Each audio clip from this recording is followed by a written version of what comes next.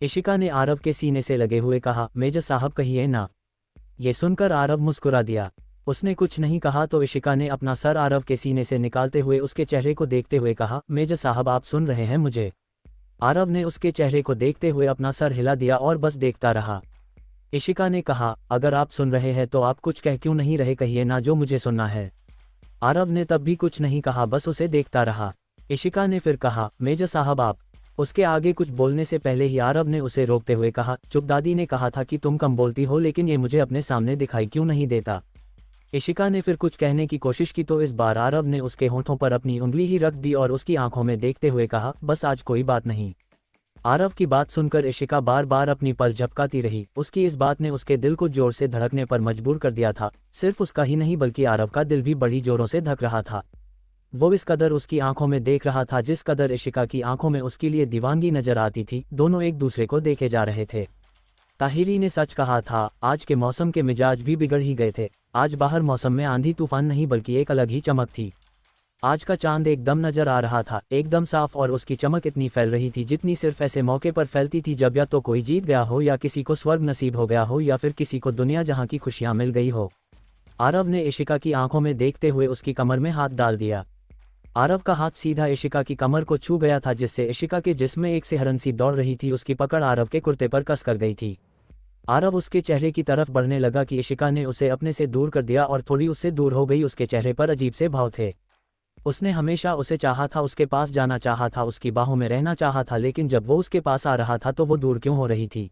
ऐसा नहीं था कि इशिका को आरव की करीबी बर्दाश्त नहीं हो रही थी, बल्कि वो उस करीबी को संभाल नहीं पा रही थी। आरव की मौजूदगी ही उस पर कुछ ज़्यादा ही असर डालती थी, तो उसका उसके इतने करीब होना, इसका असर तो अलग ही होगा ना। आरव के चेहरे पर हल्की सी मुस्कान आ गई थी। आरव इशिका के पास गया। वो उससे मुंह फेर कर खड़ी थी। आरव ने पीछे से उसे गले से लगा लिया और उसने अपने हाथों को इशिका के कंधे पर से ले जाकर उसके उन हाथों को जिनमें कितनी ही सारी रंग बिरंगी चूड़ियां थी, उन चूड़ियों से भरे हाथों को उसने अपने हाथों में भर लिया। आरव के हाथों की गर्माहट ने इशिका के दिल में भी गर्माहट भर दी। उसके दिल की धड़कनें और तेजी से बढ़ने लगी। उसकी सांसें तक ऊपर नीचे होने लगी। वो कैसी थी, वो बोलती या नहीं, ये वो नहीं जानती थी। वो बस इतना जानती थी कि वो आरव से बेपनाह मोहब्बत करती थी। आरव की करीबी उसकी आत्मा तक पहुंचती थी और ये बात आरव बहुत अच्छे से जानता था।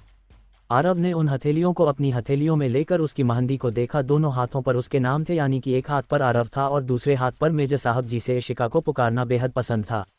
आरव के चेहरे पर एक लंबी मुस्कुराहट आ गई। उसने इशिका के कान के पास जाकर बड़े ही मदहोश करने वाले अंदाज में कहा, जानती हो जब तुम मुझे इस नाम से पुकारती हो तो मुझे कितना अच्छा लगता है। मुझे हमेशा ऐसे ही पुकारती रहना। इतना कहकर उसने इशिका के कान में लटके झुमके को चूम लिया। आरव ने उसके हथेलियों के पास लाकर बारी बारी उन्हें चूम लिया जिससे इशिका की आंखें बंद हो गई। आरव ने इशिका को अपनी तरफ मोड़ा और उसके सबसे खूबसूरत चेहरे को निहारने लगा, जिस पर मेकअप से ज्यादा तो उसकी खुशी की चमक थी। इशिका ने आरव को देखा। आरव ने उसके थोड़ा करीब होते हुए उसकी खूबसूरत आंखों को देखते हुए कहा, मैं तुमसे भी ज्यादा प्यार करता हूँ। हो सकता है मैं कभी कभी इसे जताने में नाकामयाब रहूं, इसलिए तुम्हें मेरा प्यार कम। वो आगे कुछ कहता कि इशिका ने उसके होठों पर अपना हाथ रख दिया।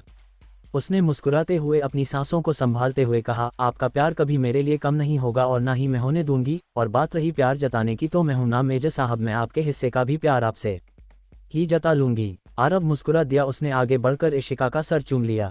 तभी रूम की सारी लाइट्स बंद हो गई, लेकिन फिर भी रूम में अंधेरा नहीं हुआ। आखिर पूरे रूम में कोने कोने पर भी मोमबत्तियां जगमगा रही थी और खिड़की के पर्दे हल्के से हिल रहे थे, जिनके बीच से खिड़की से आती चांद की चांदनी की चमक थी जो सीधा उनके रूम में पड़ रही थी। और पूरे रूम में हल्की हल्की गुलाब की खुशबू हवा में तैर रही थी।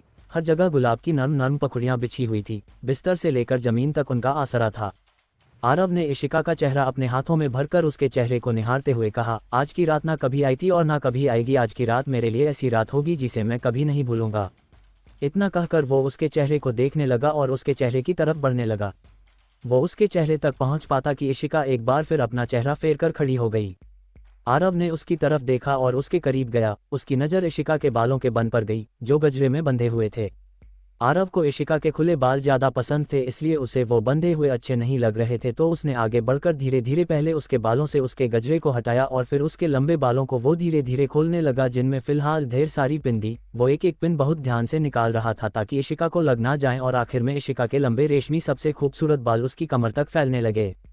उसने काफ़ी धीरे से कहा, इन्हें ऐसे ही रहने दिया करो। इतना कहकर आरव ने उसे अपनी बाहों में उठाया और सीधा बेड की तरफ बढ़ गया। आरव इशिका दोनों एक दूसरे की आंखों में बड़ी शिद्दत से देखे जा रहे थे। आरव ने ले जाकर इशिका को उस नर्म फूलों की पखुड़ियां से सजे बिस्तर पर बड़े ही प्यार लेटा दिया और धीरे धीरे इशिका का सर सहलाने लगा। उसने इशिका की आंखों में देखते हुए कहा, मैं हमेशा तुम्हारे साथ हूँ, पास ना होकर भी मैं तुम्हारे पास ही रहूंगा। उसकी बात सुनकर इशिका बेचैन हो गई। इशिका को बेचैन होते देख आरव बहुत प्यार और शिद्दत से उसकी आंखों में देखने लगा, जिससे इशिका की बेचैनी को एक पल में दूर कर दिया। आरव उसकी आंखों में देखता रहा।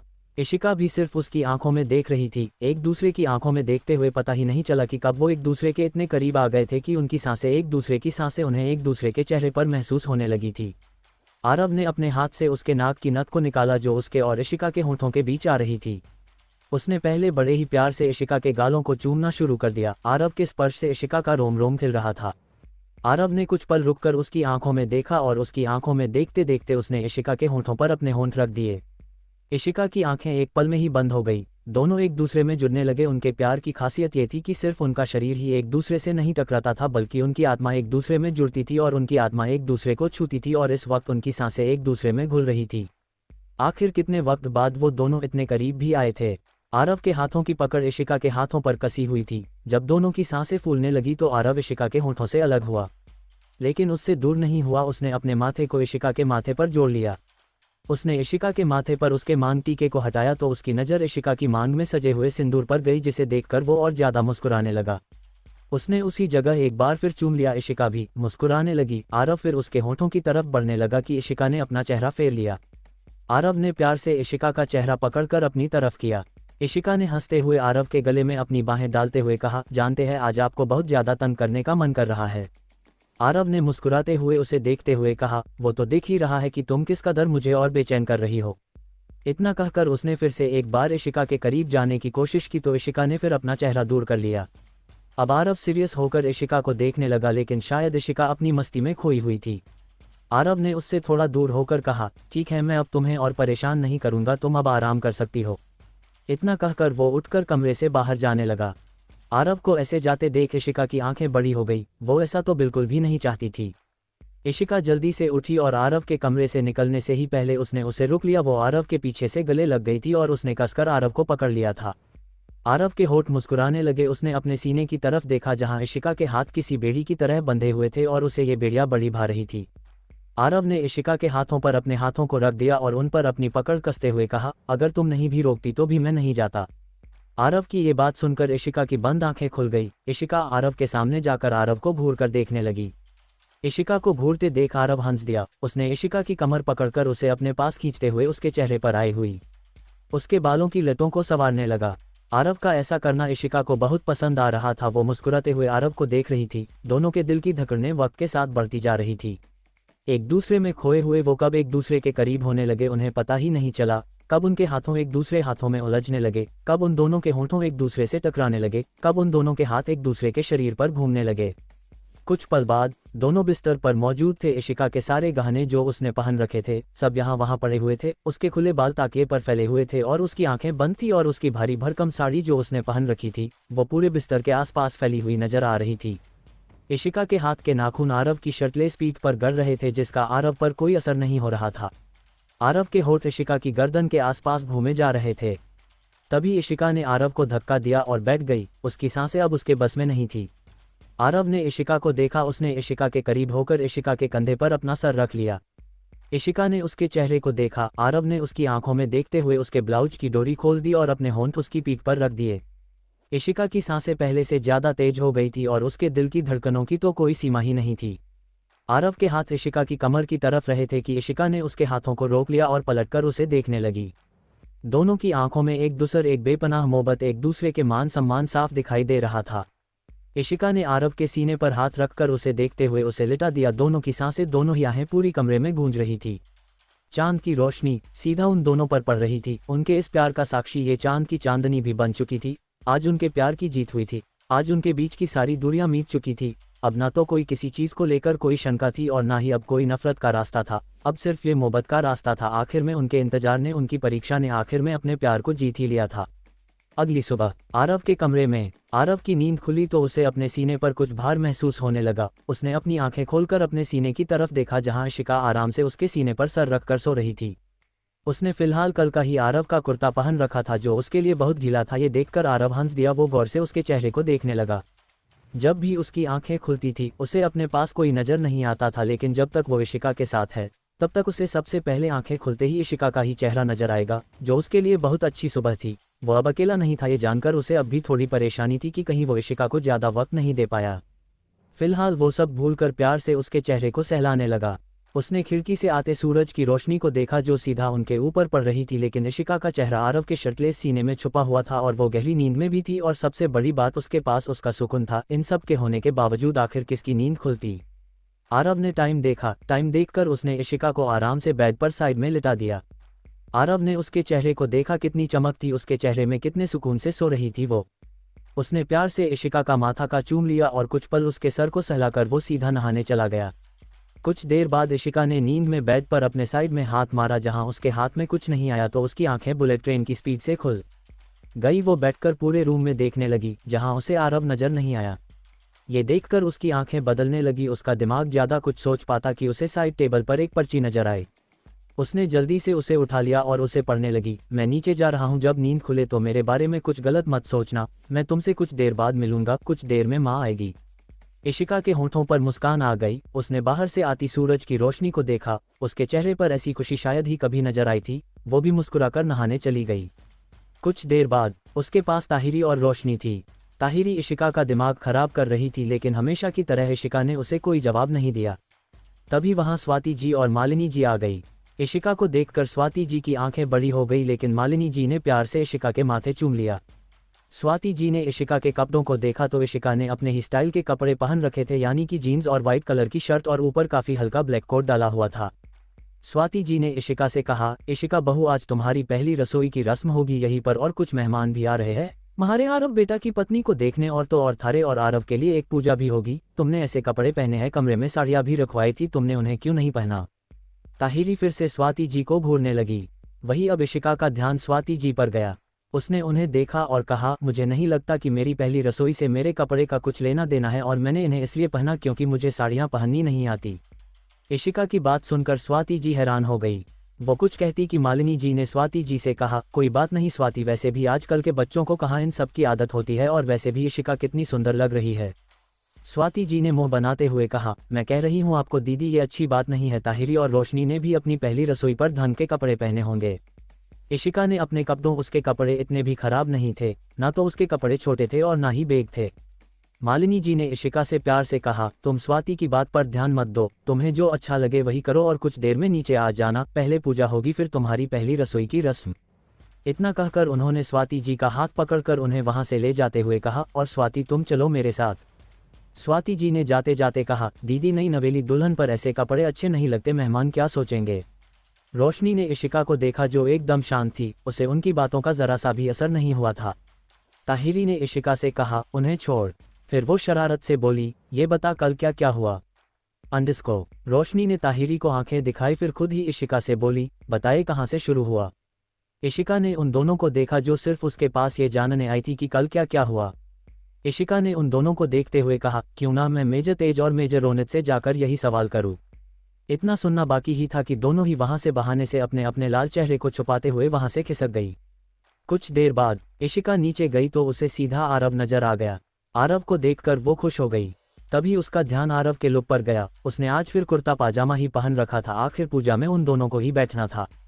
तभी इशिका को स्वाति जी की बात याद आई। उसने एक नज़र आरव के कपड़ों को देखा और फिर एक नज़र अपने कपड़ों को देखा। आरव की नज़र भी इशिका पर पड़ चुकी थी। वो उसके पास जाने वाला था कि इशिका वापस ऊपर चली गई। ये देखकर आरव सोच में पड़ गया। वो भी उसके पास जा ही रहा था कि यश जी ने उसे अपने पास बुला लिया, तो उसे यश जी के पास जाना ही पड़ा। वही एकदम से मालिनी जी के रूम के डोर पर नोक हुआ। मालिनी जी कुछ गहने निकाल रही थी। उन्होंने नोक सुनकर जाकर डोर खोला तो सामने इशिका थी जिसके हाथ में कुछ था। मालिनी जी ने पूछा, इशिका। वो आगे कुछ पूछ पाती कि इशिका ने उनसे कहा, मुझे तैयार कीजिए। इतना कहकर उसने अपने साथ लाई हुई साड़ी मालिनी जी की तरफ कर दी। इशिका की बात सुनकर मालिनी जी समझ गई। उन्होंने हंसकर इशिका को अंदर बुलाया। कुछ देर बाद जब पूजा का समय हुआ तो मालिनी जी इशिका को लेकर चली गई। हर कोई इशिका को देखकर हैरान था क्योंकि अब इशिका ने पिंक कलर की बड़ी खूबसूरत साड़ी पहनी जिसमें वो सबसे ज़्यादा खूबसूरत लग रही थी। और सबसे ज्यादा हैरान तो स्वाति जी थी। वो इस बात से इनकार नहीं कर सकती थी कि इशिका किसी अप्सरा से कम नहीं दिखती थी, पक्का किसी सदी में खूबसूरती की शुरुआत इशिका से ही हुई हो। जब आरव ने इशिका को देखा तो देखता रह गया। वो समझ गया था कि इशिका ने जरूर उसे देखकर ही अपने कपड़े चेंज किए हैं, ये सोचकर ही वो मुस्कुरा दिया। पूजा खत्म होने के बाद आरव को इशिका से बात करनी थी, लेकिन कोई भी इशिका को अकेला नहीं छोड़ रहा था। और जब अकेले में समय आया, आरव ने इशिका को देखते हुए बड़े ही प्यार से कहा, बहुत सुंदर लग रही हो। आरव की तारीफ सुनकर इशिका खुश हो गई। वो उसके गालों पर हाथ फेरने ही जा रहा था कि मालिनी जी वहां आ गई और इशिका को अपने साथ ले गई और आरव बस देखता रह गया। तभी वहां तेज और रोहन टपक पड़े। रोहन ने आरव को चिढ़ाते हुए कहा, क्या हुआ भाई, आप किसी से ढंग से मिल नहीं पा रहे? आरव ने रोहन को घूर कर देखा। तेज ने आरव के कंधे को पकड़ते हुए कहा, मैं तेरी फीलिंग्स को समझ सकता हूँ, अक्सर ऐसा ही होता है। मैं अपनी खुद ही जिंदगी से सलाह दे रहा हूँ कि जितना समय तुझे इशिका जी के साथ बिताने को मिलता है बीता ले, एक पल को भी अकेला मत छोड़ तू। तभी आरव ने उसका हाथ अपने कंधे से हटाया और वहां बड़बड़ाते हुए चला गया, इन्हें अब तक किसी ने जू में क्यों नहीं भेज दिया? आरव का बड़बड़ाना रोहन तेज ने साफ सुन लिया था। दोनों हैरानी से एक दूसरे को देखने लगे। कुछ देर बाद किचन में इशिका अपने हाथ में पकड़ी एक लिस्ट को देखे जा रही थी और वही मालिनी जी और स्वाति जी में फिलहाल बहस चल रही थी और वही रोशनी और ताहिरी इशिका की मदद करने आई थी।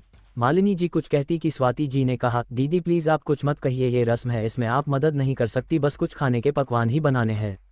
मालिनी जी ने इशिका की तरफ देखकर कहा, लेकिन स्वाति इशिका को खाना पकाना नहीं आता।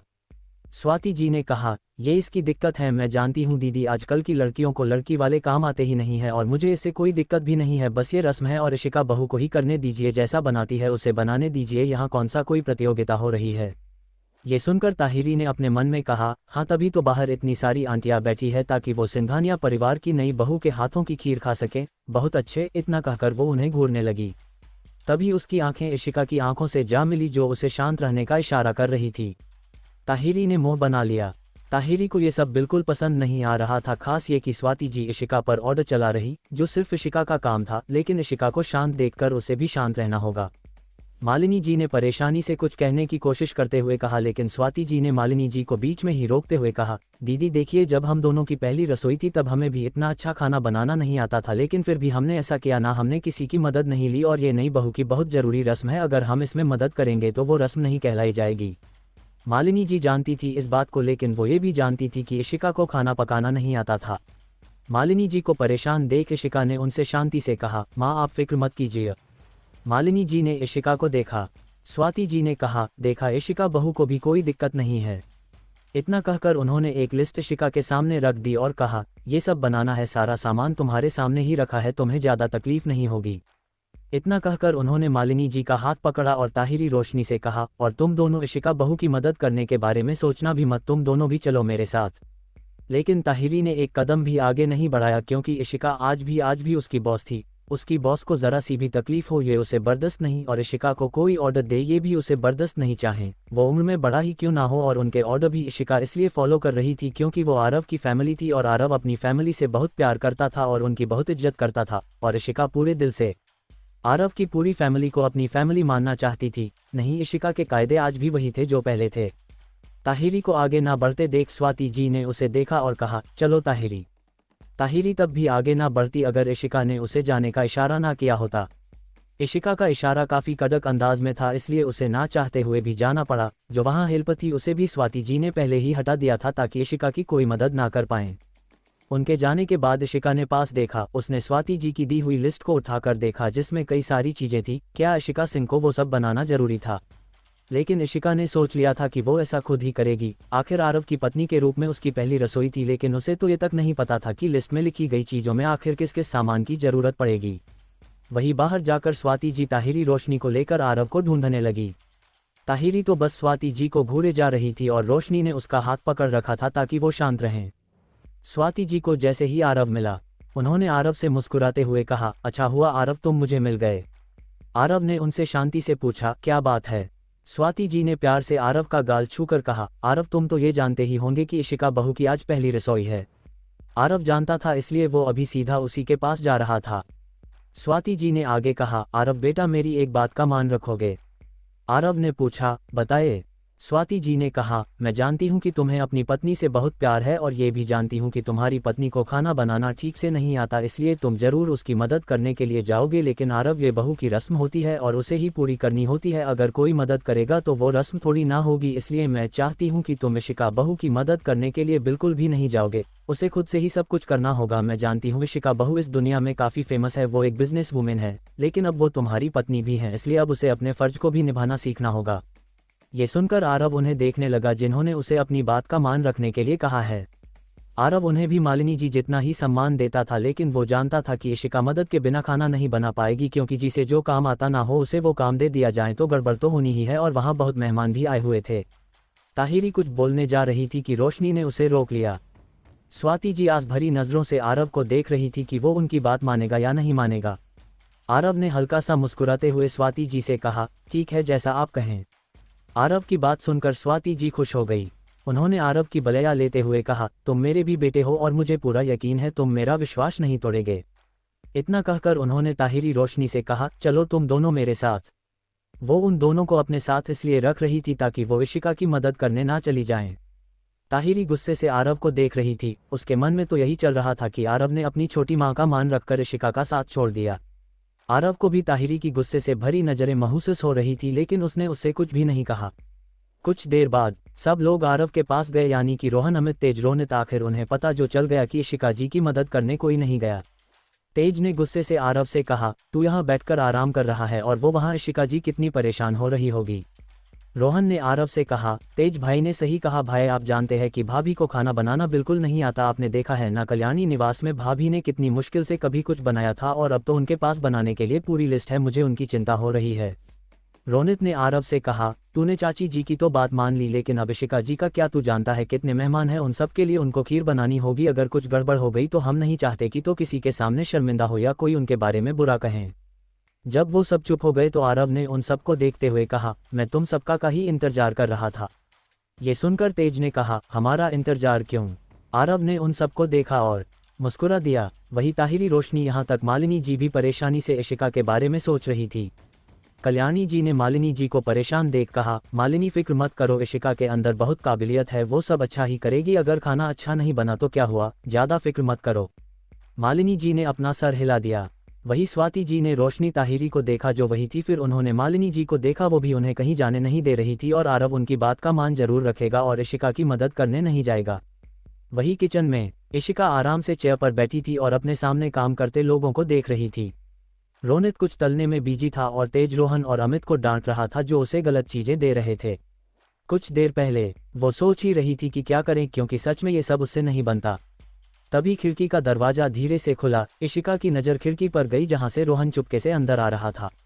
रोहन को ऐसे किचन की खिड़की से आते देख इशिका की भौहें सिकुड़ गई। रोहन ने इशिका को अपने दांत दिखाए, तभी अमित भी अंदर आ गया। इशिका उनसे कुछ पूछ पाती कि तेज और रोनित भी अंदर आ गए। उन चारों को देखकर इशिका ने पूछा, तुम सब ऐसे क्यों आ रहे हो? तेज ने स्वाति जी की लिस्ट को उठाकर देखते हुए कहा, वो क्या है ना इशिका जी की आपके पति देव को बहुत चिंता हो रही थी और साथ में हमें भी, इसलिए हम आपकी मदद करने के लिए आ गए। पति देव को चिंता थी, ये सुनकर इशिका खुश हो गई। उसने तेज से पूछा, क्या मेजर साहब को मेरी इतनी फिक्र थी? ये सुनकर तेज ने इशिका का चेहरा देखा, फिर हंसते हुए कहा, किसने कहा कि उसे आपकी फिक्र थी? उसे तो इस रसोई की फिक्र थी कि कहीं आप इस किचन को खत्म ना कर दें। इतना कहकर वो हंसने लगा और इशिका घूरकर तेज को देखने लगी। रोनित ने तेज के सर पर मारते हुए कहा, क्या बकवास कर रहा है? इतना कहकर उसने इशिका से कहा, इसकी बातों पर ध्यान मत दीजिए इशिका जी, वो क्या है ना, आरव खुद आपकी मदद करना चाहता था, लेकिन वो अपनी छोटी माँ की बात को झुठला भी नहीं सकता था, आप समझ गई होगी। इशिका ने मुस्कुराकर अपना सर हिला दिया। तेज ने इशिका से कहा, इशिका जी बुरा मत मानिएगा कि आपकी शादी आरव से होने के बाद भी हम आपको भाभी ना कहकर इशिका जी कहते हैं, वो क्या है, हमें इशिका जी कहना ही अच्छा लगता है। इशिका ने तेज के हाथ में चाकू पकड़ाते हुए कहा, जल्दी से काम पर लग जाए। तेज ने अपने हाथ में पकड़े चाकू को देखा। रोहन ने इशिका से कहा, भाभी मुझे और अमित को खाना बनाना नहीं आता, लेकिन हम तेज भाई और रोनित भाई को सामान देने में मदद कर सकते हैं, क्योंकि शायद आपको ये भी पता नहीं होगा। इशिका ने रोहन को घूर कर देखा तो रोहन जल्दी से रोनित के पास जाकर बोला, बताइए भाई आपको किस किस चीज़ की ज़रूरत है? इशिका ने लिस्ट में हलवे का ऑप्शन देखते हुए कहा, हलवा मैं ही बनाऊंगी, बाकी सब आप देख लीजिए। अमित ने हंसते हुए कहा, हाँ क्यों नहीं, आखिर आरव भाई का फेवरेट जो है। तेज ने अपना काम करते हुए कहा, आप इतनी फेमस है, अगर लोगों को ये पता चल गया कि आप जिनके अंदर टैलेंट ही टैलेंट है उन्हें खाना बनाना नहीं आता, ये तो ब्रेकिंग न्यूज बन जाएगी। तेज की बात सुनकर रोहन अमित मन ही मन हंसने लगे और रोनित ने उसे आंखें दिखाए। इशिका ने अपने हाथ फोल्ड करते हुए कहा, लोगों को पता चले या ना चले मुझे इससे कोई फर्क नहीं पड़ता, लेकिन क्या आपकी बीवी को ये पता है कि शादी से पहले आप लड़कियों से कितना फ्लर्ट करते थे? अब इशिका की बात सुनकर तेज की आंखें बड़ी हो गई और बाकी तीनों हंसने लगे। तेज ने इशिका के सामने हाथ जोड़ते हुए अपना सर झुकाते हुए कहा, हे देवी, हमें माफ़ कर दीजिए जो हमने आप जैसी स्त्री के साथ मजाक करने के बारे में सोचा। फिर वो इशिका को देखते हुए बोला, और वैसे भी शादी से पहले हम सिर्फ मस्ती मजाक करते थे। फिर वो रोशनी में खोए हुए बोला, लेकिन जब से उससे नज़रें मिली हमारी ज़िंदगी संवर गई, हम संवर गए। इशिका ने अपना नामे सर हिला दिया। इशिका खुश थी, आरव उसकी मदद ना करके भी मदद कर रहा था। तभी रोहन ने पूछा, भाभी अगर हम नहीं आते तो आप क्या करती? इशिका ने शांति से कहा, कुछ नहीं, बस मेजर साहब के लिए हलवा बनाती। ये सुनकर सबने एक दूसरे को देखा, फिर इशिका को देखा। तेज ने अपने हाथ में पकड़े चाकू को खाने की लिस्ट पर मारते हुए कहा, मतलब आप सिर्फ उस बब्बर शेर के लिए ही बनाती? इशिका ने अपना सर हिलाया। रोहन ने कहा, हमें तो कहा कि कहीं आप परेशान ना हो रही हो। इशिका ने रोहन को एक अजीब स्माइल देते हुए कहा, इशिका सिंह सिर्फ खुद की वजह से परेशान होती हैं। रोहन ने अपना सर हिला दिया और जल्दी से काम पर लग गया। कुछ देर बाद सारा खाना एक बड़े से डाइनिंग टेबल पर पहुंच चुका था। सब लोग डाइनिंग टेबल पर बैठे हुए थे। मालिनी जी ने इशिका को आरव के साइड में बिठा दिया था। तेज, रोनित, रोहन, अमित सब इशिका के आने से पहले ही वहां आ गए थे ताकि किसी को शक ना हो। इशिका आरव को देखकर मुस्कुरा दी। मालिनी जी परेशान थी इसलिए वो खाना सर्व नहीं कर रही थी। कल्याणी जी ने मालिनी जी शांत रहने का इशारा किया और खाना सर्व करने को कहा। मालिनी जी और स्वाति जी ने सबको खाना सर्व किया, लेकिन आरव की नज़र तो टेबल पर कहीं और ही घूम रही थी। आखिर में उसने एक बर्तन पर से ढक्कन हटाया तो उसे उसमें हलवा नजर आ गया। आरव ने बिना किसी पर ध्यान दिए वो सारा हलवा अपने पास रख लिया। किसी ने आरव को नहीं टोका क्योंकि सब जानते थे कि आरव को हलवा आखिर कितना पसंद है। हंसराज जी ने इशिका को देखते हुए कहा, हर चीज़ तो देखने में बहुत टेस्टी लग रही है। सब लोग हैरानी से हर एक डिश को देख रहे थे, खासकर ताहिरी, क्योंकि वो जानती थी कि ये सब इशिका ने बिल्कुल भी नहीं बनाया है। वही तेज ने अपने मन में कहा, हो भी क्यों ना, आखिर ये शेफ तेज सिंघल का जो कमाल है। कोई बात नहीं इशिका जी, जो नेक मिलेगा उसमें से आधा मैं ले लूँगा।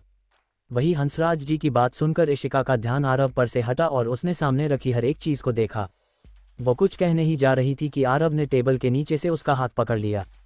इशिका ने आरव की तरफ देखा जो उसे ही देख रहा था। वो समझ गया था कि इशिका क्या कहने जा रही है। इशिका आरव को देखकर मुस्कुरा दी और हमेशा की तरह आरव की बात ना मानकर हंसराज जी की तरफ देखकर बोली, दादाजी आखिर ये सब सिर्फ देखने में ही नहीं बल्कि खाने में भी बहुत टेस्टी है। आखिर मेजर तेज और मेजर रोनित ने जो बनाया है और रो अमित ने उनकी मदद की है। ये सुनकर जो खाने जा रहे थे वो रुक गए और जो खा चुके थे वो उनके गले में फंस गया। ताहिरी, रोशनी ने रोनित और तेज को देखा जो हैरानी से इशिका को देखे जा रहे थे। स्वाति जी हैरानी से उन्हें देखने लगी। उन्हें गुस्सा आ गया था। वो इशिका से गुस्से से कुछ कहती कि उससे पहले ही हंसराज जी हंसने लगे। वो हंसते हुए बोले, हमें तो ये देखकर ही पता चल गया था, और जैसे आरव ने उस हलवे के कटोरे को अपने पास रखा मैं समझ गया था कि एक यही चीज़ है जो तुमने बनाई है, लेकिन अफसोस ये भी यही खा लेगा और ये बहुत अच्छा किया। वैसे भी ये चारों सिर्फ खाते ही रहते हैं। ये सुनकर रोनित, तेज ने एक दूसरे को देखा और रोहन, अमित ने एक दूसरे को देखा। इशिका हल्का सा मुस्कुरा दी। सबको रुके हुए देख हंसराज जी ने कहा, तुम सब क्या देख रहे हो, अपना अपना खाना खाओ। फिर उन्होंने आरव को देखा जो सिर्फ खाने में बिजी था। जब हंसराज जी ने ही कुछ नहीं कहा तो स्वाति जी कैसे कुछ कह सकती थी, और वैसे भी किसी को भी देखकर नहीं लगा था कि इस हरकत पर कोई नाराज है। स्वाति जी अभी ढंग से इशिका को जानती नहीं थी और यश जी, मालिनी जी, कल्याणी जी सब इशिका को अच्छे से जान गए थे। इशिका ने आरव से पूछा, मेजर साहब कैसा है? आरव ने एक नज़र उसे देखा, फिर मुस्कुराते हुए कहा, अच्छा है। आरव की फिर से तारीफ सुनकर इशिका खुश हो गई। रोहन ने आरव से कहा, भाई थोड़ा तो दे दीजिए हमें, हम भी टेस्ट कर लेंगे। इतना कहकर वो लेने वाला था कि आरव ने उसे आंखें दिखाई और कहा, तुम्हारे लिए पहले से ही बहुत रखा है तो तुम वही खाओ। रोहन ने चिढ़ते हुए कहा, लेकिन भाई मुझे भाभी के हाथ का हलवा टेस्ट करना है। लेकिन आरव ने उसे नहीं दिया। तभी संजू जो हंसराज जी के पास बैठी हुई थी वो आरव के पास चली गई और हलवे को देखते हुए मुख सुरते हुए कहा, भैया मैं तो थोड़ा खा ही सकती हूँ। आरव उसे रोक पाता कि संजू ने फटाफट एक स्पून भरकर उठाए और खा लिया। आरव ने एक बार अपनी आंखें बंद करके एक गहरी सांस ली। वही संजू ने जैसे ही वो बाइट ली, सबकी नज़र संजू की तरफ ही घूम गई जिसकी आंखें फटी की फटी रह गई थी। अभी भी वो बाइट उसके मुंह के अंदर थी। संजू कुछ करती कि उसने आरव को देखा जो पहली बार उसे कुछ भी ना करने का इशारा कर रहा था। संजू ने इशिका की तरफ देखा जो उसे ही देख रही थी। संजू ने एक स्माइल की और उसे जैसे तैसे निगल लिया और इशिका की तरफ देखते हुए मुस्कुराते हुए कहा, बहुत टेस्टी इशिका दी, मेरा मतलब ही भाभी बढ़िया। लेकिन इशिका के चेहरे पर स्माइल नहीं आई क्योंकि वो संजू के एक्सप्रेशन देखकर साफ समझ गई थी कि वो उससे झूठ बोल रही है। उसने आरव को देखा जो बिना अब कहीं और ध्यान दिए अपना खाना फिनिश करने में लग गया था। आरव ने एक टेढ़ी नज़र इशिका की तरफ देखा जो उसके हलवे की कटोरी को देखे जा रही थी। आरव ने उसे जल्दी से पूरा ख़त्म कर दिया। सबका खाना होने के बाद कल्याणी जी और मालिनी जी इशिका को उसकी पहली रसोई का नेक दिया तो इशिका ने कहा, मैंने तो कुछ बनाया ही नहीं है। इस पर कल्याणी जी ने कहा, ऐसे कैसे, तुमने कुछ नहीं बनाया? तुमने आरव के लिए इतना टेस्टी हलवा जो बनाया था जो उसने उसे एक ही बार में ख़त्म कर दिया।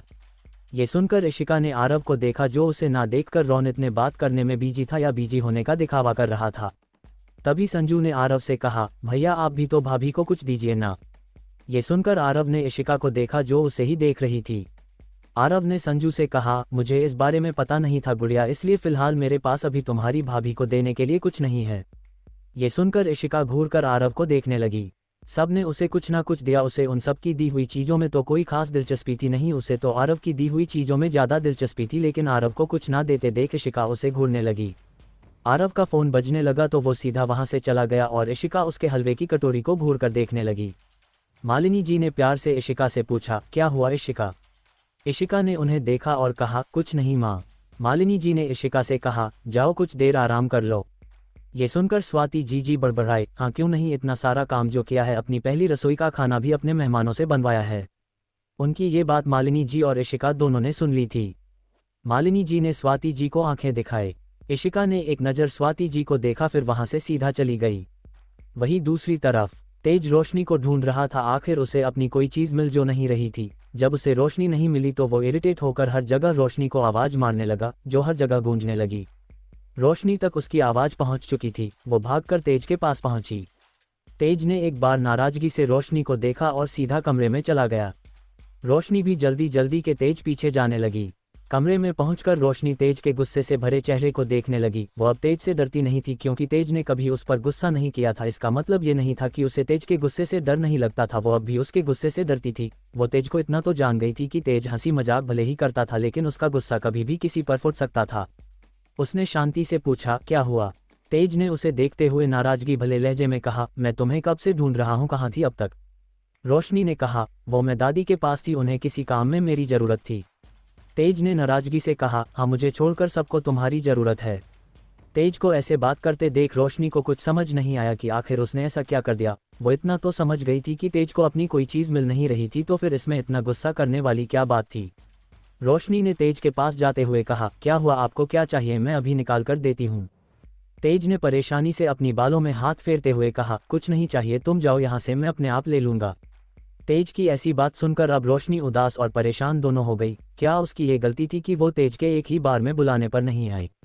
रोशनी को समझ नहीं आ रहा था कि वो तेज को कैसे मनाए। एक तो वो तेज के पास जाने से डर रही थी, तेज कभी उससे इस तरह नाराज नहीं हुआ था। वो उदास होकर वहाँ से जाने लगी। तेज अभी भी परेशानी और गुस्से से कुछ सोचे जा रहा था। जब उसने रोशनी को जाते हुए देखा तो वो और गुस्सा हो गया। वो जल्दी से उसके पास गया और उसका हाथ पकड़कर गुस्से से बोला, अब तुम कहाँ जा रही हो? फिर से तेज की गुस्से से भरी रोशनी सहम गई। यहाँ तक उसकी आंखें भी नम हो गई। उसे तो ये तक नहीं पता था कि आखिर तेज उस पर किस बात पर गुस्सा कर रहा था। वो तो अब तेज की तरफ देख भी नहीं रही थी। उसे कुछ ना बोलते देख तेज उसका हाथ छोड़कर परेशानी से बोला, ये सब तुम्हारी वजह से हो रहा है। उसकी वजह से हो रहा है? ये सुनकर उसकी आंखों से गंगा झरना बह पाती कि तेज बोलने लगा, जब से मेरी जिंदगी में तुम आई हो तुमने मेरी आदत बिगाड़ दी है। मैं अपनी हर चीज़ खुद रखता था लेकिन अब तुम मेरी हर एक चीज़ का ध्यान रखती हो, जिस वजह से मैं बहुत लापरवाह हो गया हूँ। अब मैं तुम्हारे बिना एक चीज़ नहीं ढूंढ पा रहा हूँ, तो तुम्हारे बिना मेरी ज़िंदगी कैसे चलेगी? मैं अपनी ड्यूटी पर जाऊँगा तब मैं अपना ध्यान तुम्हारे बिना आखिर रखूँगा कैसे? फिर वो रोशनी की तरफ मुड़कर उसे देखते हुए कहा, ये सब तुम्हारी वजह से हुआ है, तुमने मुझे बिल्कुल बिगाड़ दिया है। इतना ध्यान भी किसी का नहीं रखा जाता अगर मैं कभी अकेले। वो अचानक बोलते बोलते रुक गया क्योंकि उसे रोशनी की नम आंखें जो दिखाई दे गई थी। रोशनी की आंखों में नमी देख उसने अपने गुस्से अपनी परेशानी को भूलकर कहा, तुम्हारी आंखें क्यों नम है? क्या मेरी परेशानी सुनकर तुम उदास हो गई? तेज को अब गुस्से में ना देखकर और उसकी बात सुनकर रोशनी ने अपनी नम आंखों से ही उसे घूर कर देखा और अपना चेहरा फेर लिया। रोशनी को ऐसे चेहरे फेरते देख तेज उसके पास जाते हुए बोला, रोशनी। इतना कहकर उसने उसके कंधे पर हाथ रखा। रोशनी उसका हाथ झटक कर रोते हुए बोली, मुझसे बात मत कीजिए, जानते भी है आप मुझसे कैसे बात कर रहे थे, कितना गुस्सा कर रहे थे, और मैं ये सोच सोच कर परेशानी हो रही थी कि आखिर मैंने ऐसा क्या कर दिया, मैंने कौन सी गलती कर दी जो आप मुझ पर इतना गुस्सा कर रहे हैं। रोशनी ये बात सुनकर तेज को अभी अपनी बातें याद आई। उसने अपनी परेशानी में रोशनी पर गुस्सा कर दिया। चाहे परेशानी की वजह रोशनी ही थी, लेकिन उसे सोच समझकर बातें कहनी चाहिए थी। उसे अपनी गलती का एहसास हुआ। उसकी वजह से रोशनी की आंखों में आंसू आए, जबकि उसने वादा किया था कि वो कभी उसकी आंखों में आंसू नहीं आने देगा। वो जल्दी से रोशनी के सामने जाकर उसका चेहरा देखने लगा। रोशनी फिर से मूड पाती कि तेज ने उसके हाथों को पकड़ लिया। उसे उस प्यारे से चेहरे पर आंसू अच्छे नहीं लग रहे थे। उसने उसे अपने सीने से लगा लिया और उसे कसकर पकड़ लिया। उसने बस बेचैनी से इतना कहा, मुझे माफ़ कर दो। रोशनी ने कुछ नहीं कहा। कुछ पल तेज ने उसे ऐसे ही अपने सीने से लगाए रखा। उसने उसे अपने दूर किया तो रोशनी अब भी उसकी तरफ नहीं देख रही थी। तेज ने उसे बिस्तर पर बिठाया और खुद उसके पास ज़मीन पर बैठ गया। ये देखकर रोशनी चौंक गई। वो कुछ कह पाती कि तेज उसकी गोद में अपना सर रखते हुए बोला, जानती हो जब तुम मेरी ज़िंदगी में नहीं थी तो मैं हमेशा अपना ध्यान खुद रखा करता था। घर पर भी मैं माँ को भी अपना ध्यान नहीं रखने देता था, क्योंकि मुझे इसकी आदत नहीं लगानी थी, क्योंकि मैं ज़्यादातर घर से दूर अपनी ड्यूटी पर ही रहता हूँ और वहाँ अपना ध्यान खुद रखना पड़ता है हर चीज़ का। लेकिन जब से तुम आए हो, तुम ना ही सिर्फ मेरा बल्कि मेरी छोटी से छोटी चीज़ का भी ध्यान खुद रखती हो, और इन सब की मुझे अब आदत लग चुकी है, इतनी कि मैं अब तुम्हारे बिना अपना एक रुमाल तक नहीं ढूंढ पा रहा हूँ। तो मैं तुम्हारे बिना कैसे रहूँगा। फिर वो रोशनी को देखते हुए बोला, इतना भी मेरा ध्यान मत रखो कि मैं अपनी ड्यूटी पर भी सिर्फ तुम्हारे में सोचता रहूं। लोग कहते हैं एक बार प्यार मिलने के बाद उससे लगाव कम होने लगता है, लेकिन मेरा लगाव तो तुमसे दिन पर दिन बढ़ता जा रहा है। मैं ये सोच सोच पागल हो रहा था, भगवान ना करे कभी तुम गलती से भी मुझसे दूर हो गई तो मेरा क्या होगा। इसलिए मुझे गुस्सा आ रहा था, इसलिए मैंने गुस्से में कुछ भी कह दिया। रोशनी चुपचाप एकटक तेज को देखकर उसकी बातें सुनती रही।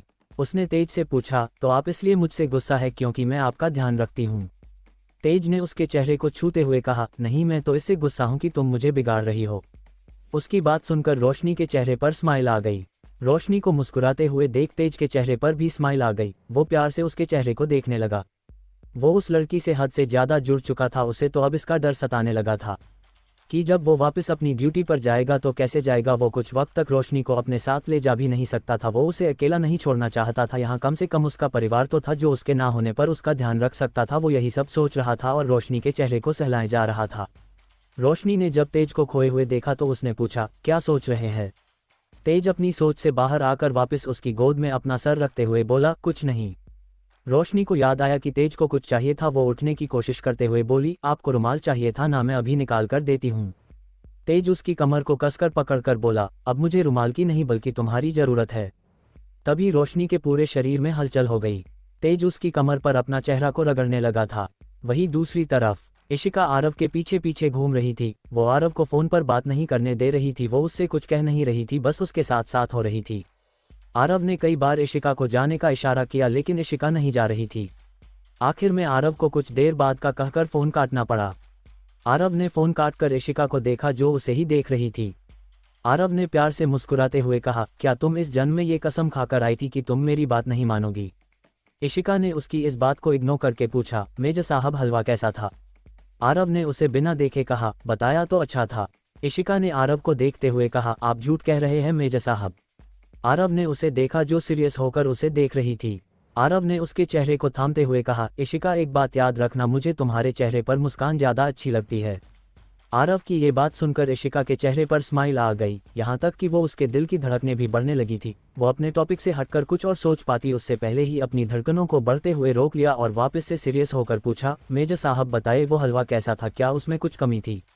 आरव ने बात टालते हुए कहा, तारांकन बाकी सबने तुम्हें परेशान तो नहीं किया था। जब आरव उसकी बात टालता रहा तो इशिका ने खुद ही गुस्से से कहा, आपने उसे क्यों खाया मेजर साहब, वो मीठे की जगह कड़वा था, उसके अंदर शक्कर की जगह नमक था, उसका टेस्ट कितना खराब होगा मेजर साहब। इशिका की ये बात सुनकर आरव ने उसे देखा।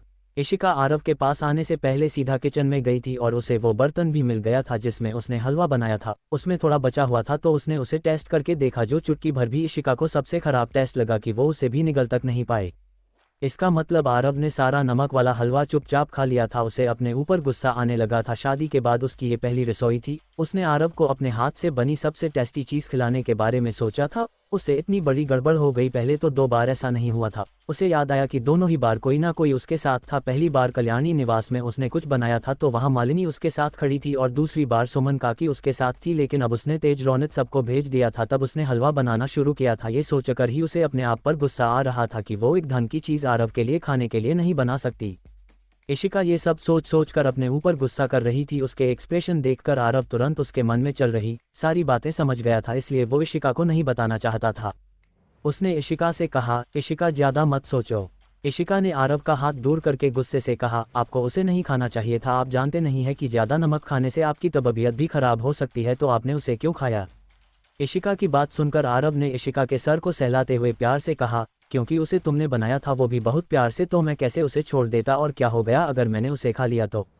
इशिका ने आरव को देखा, वो और मायूस हो गई। फिर उसने आरव को देखते हुए कहा, ये सब यहाँ के किचन की वजह से हुआ है। अगर हर एक बॉक्स पर चीज़ों का नाम लिखा होता तो ऐसा बिल्कुल भी नहीं होता। मैं सही कह रही हूँ ना मेजर साहब? इशिका ऐसा आरव से इसलिए कह रही थी क्योंकि आरव को ऐसा ना लगे कि वो उसके लिए कुछ खाने नहीं बना सकती। जाहिर है वो बहाना बना रही थी। इशिका की बात सुनकर आरव ने कुछ नहीं कहा, बस मुस्कुरा दिया।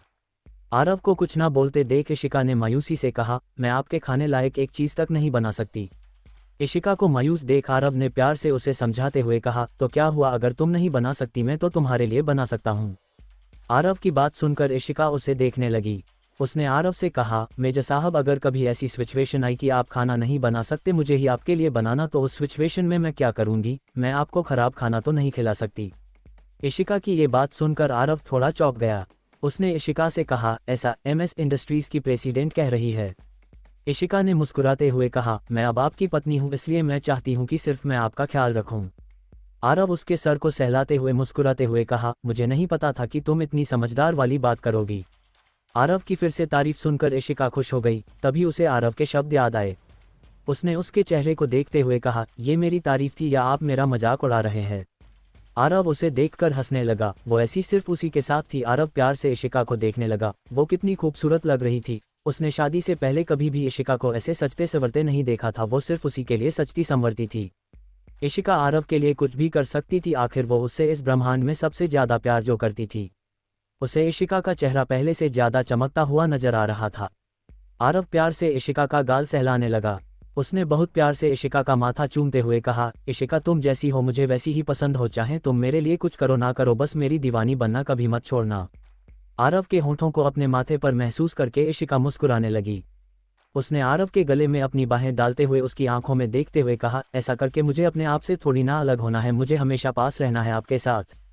इशिका की बात सुनकर आरव का दिल जोरों से धड़कने लगा। उसे इशिका की आंखों में अपने लिए वही बेपनाह चाहत नजर आ रही थी, या उससे कई ज़्यादा इशिका को भी आरव की आंखों में अपने लिए बेपनाह मोहब्बत नजर आ रही थी, जिसे आरव हमेशा छुपाता हुआ आया था। लेकिन अब नहीं, दोनों एक दूसरे की आंखों में देखे जा रहे थे। आरव इशिका के चेहरे की तरफ की बढ़ने लगा। इशिका ने अपनी आंखों को बंद कर दिया। उनका ये मोमेंट पूरा हो पाता कि वहां पर रोहन की एंट्री हो गई, जो छुपकर कब से उनके इन प्यार भरे लम्हों को अपने कैमरे में रिकॉर्ड कर रहा था। वो आगे नहीं देखना चाहता था, तो वो सामने आकर जोर जोर से खांसने लगा, जिससे ना चाहते हुए भी इशिका को आरव से दूर हटना पड़ा। उसकी आंखें अब बिल्कुल भी प्यार भरी नहीं थी। उसने रोहन को घूर कर देखा। रोहन ने अपने दांत दिखाते हुए कहा, सॉरी भाभी, मैं आप दोनों को बीच में रोकना नहीं चाहता था, लेकिन रोकना पड़ा क्योंकि यहाँ कोई भी आ सकता है, और वैसे माँ आपको ढूंढ रही थी। जब इशिका ने रोहन को घुना बंद नहीं किया तो आरव ने इशिका का सर सहलाते हुए कहा, जाओ मुझे भी एक कॉल करनी है। इशिका ने अपना हाँ में सर हिला दिया। उसने फिर रोहन को देखा, जो अब उसे चिढ़ाने वाले अंदाज में देख रहा था। ये देखकर इशिका को गुस्सा आने लगा। तभी उसने आरव को देखा। उसने बिना रोहन की परवाह किए आरव के गाल पर किस कर दिया और रोहन को एक स्माइल देते हुए वहां से चली गई। रोहन का मुंह बन गया, क्योंकि वो सच में इशिका का मोमेंट खराब करना चाहता था, लेकिन इशिका उससे 10 कदम आगे थी। रोहन ने आरव को देखा, जो इशिका के अचानक हुए रिएक्शन से खो चुका था। रोहन के दिमाग में कुछ आया। वो इशिका को तो नहीं चिढ़ा पाया, लेकिन आरव को तो चिढ़ा ही सकता था।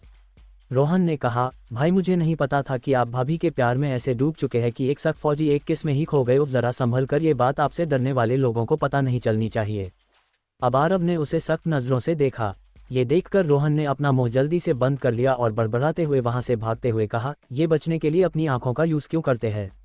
उसके जाने के बाद आरव ने अपने गाल को छुआ। इशिका का एक ही स्पर्श उसे पिघलाने के लिए काफ़ी था, बस उसने उसे कभी भी अपने ऊपर दिखाया नहीं।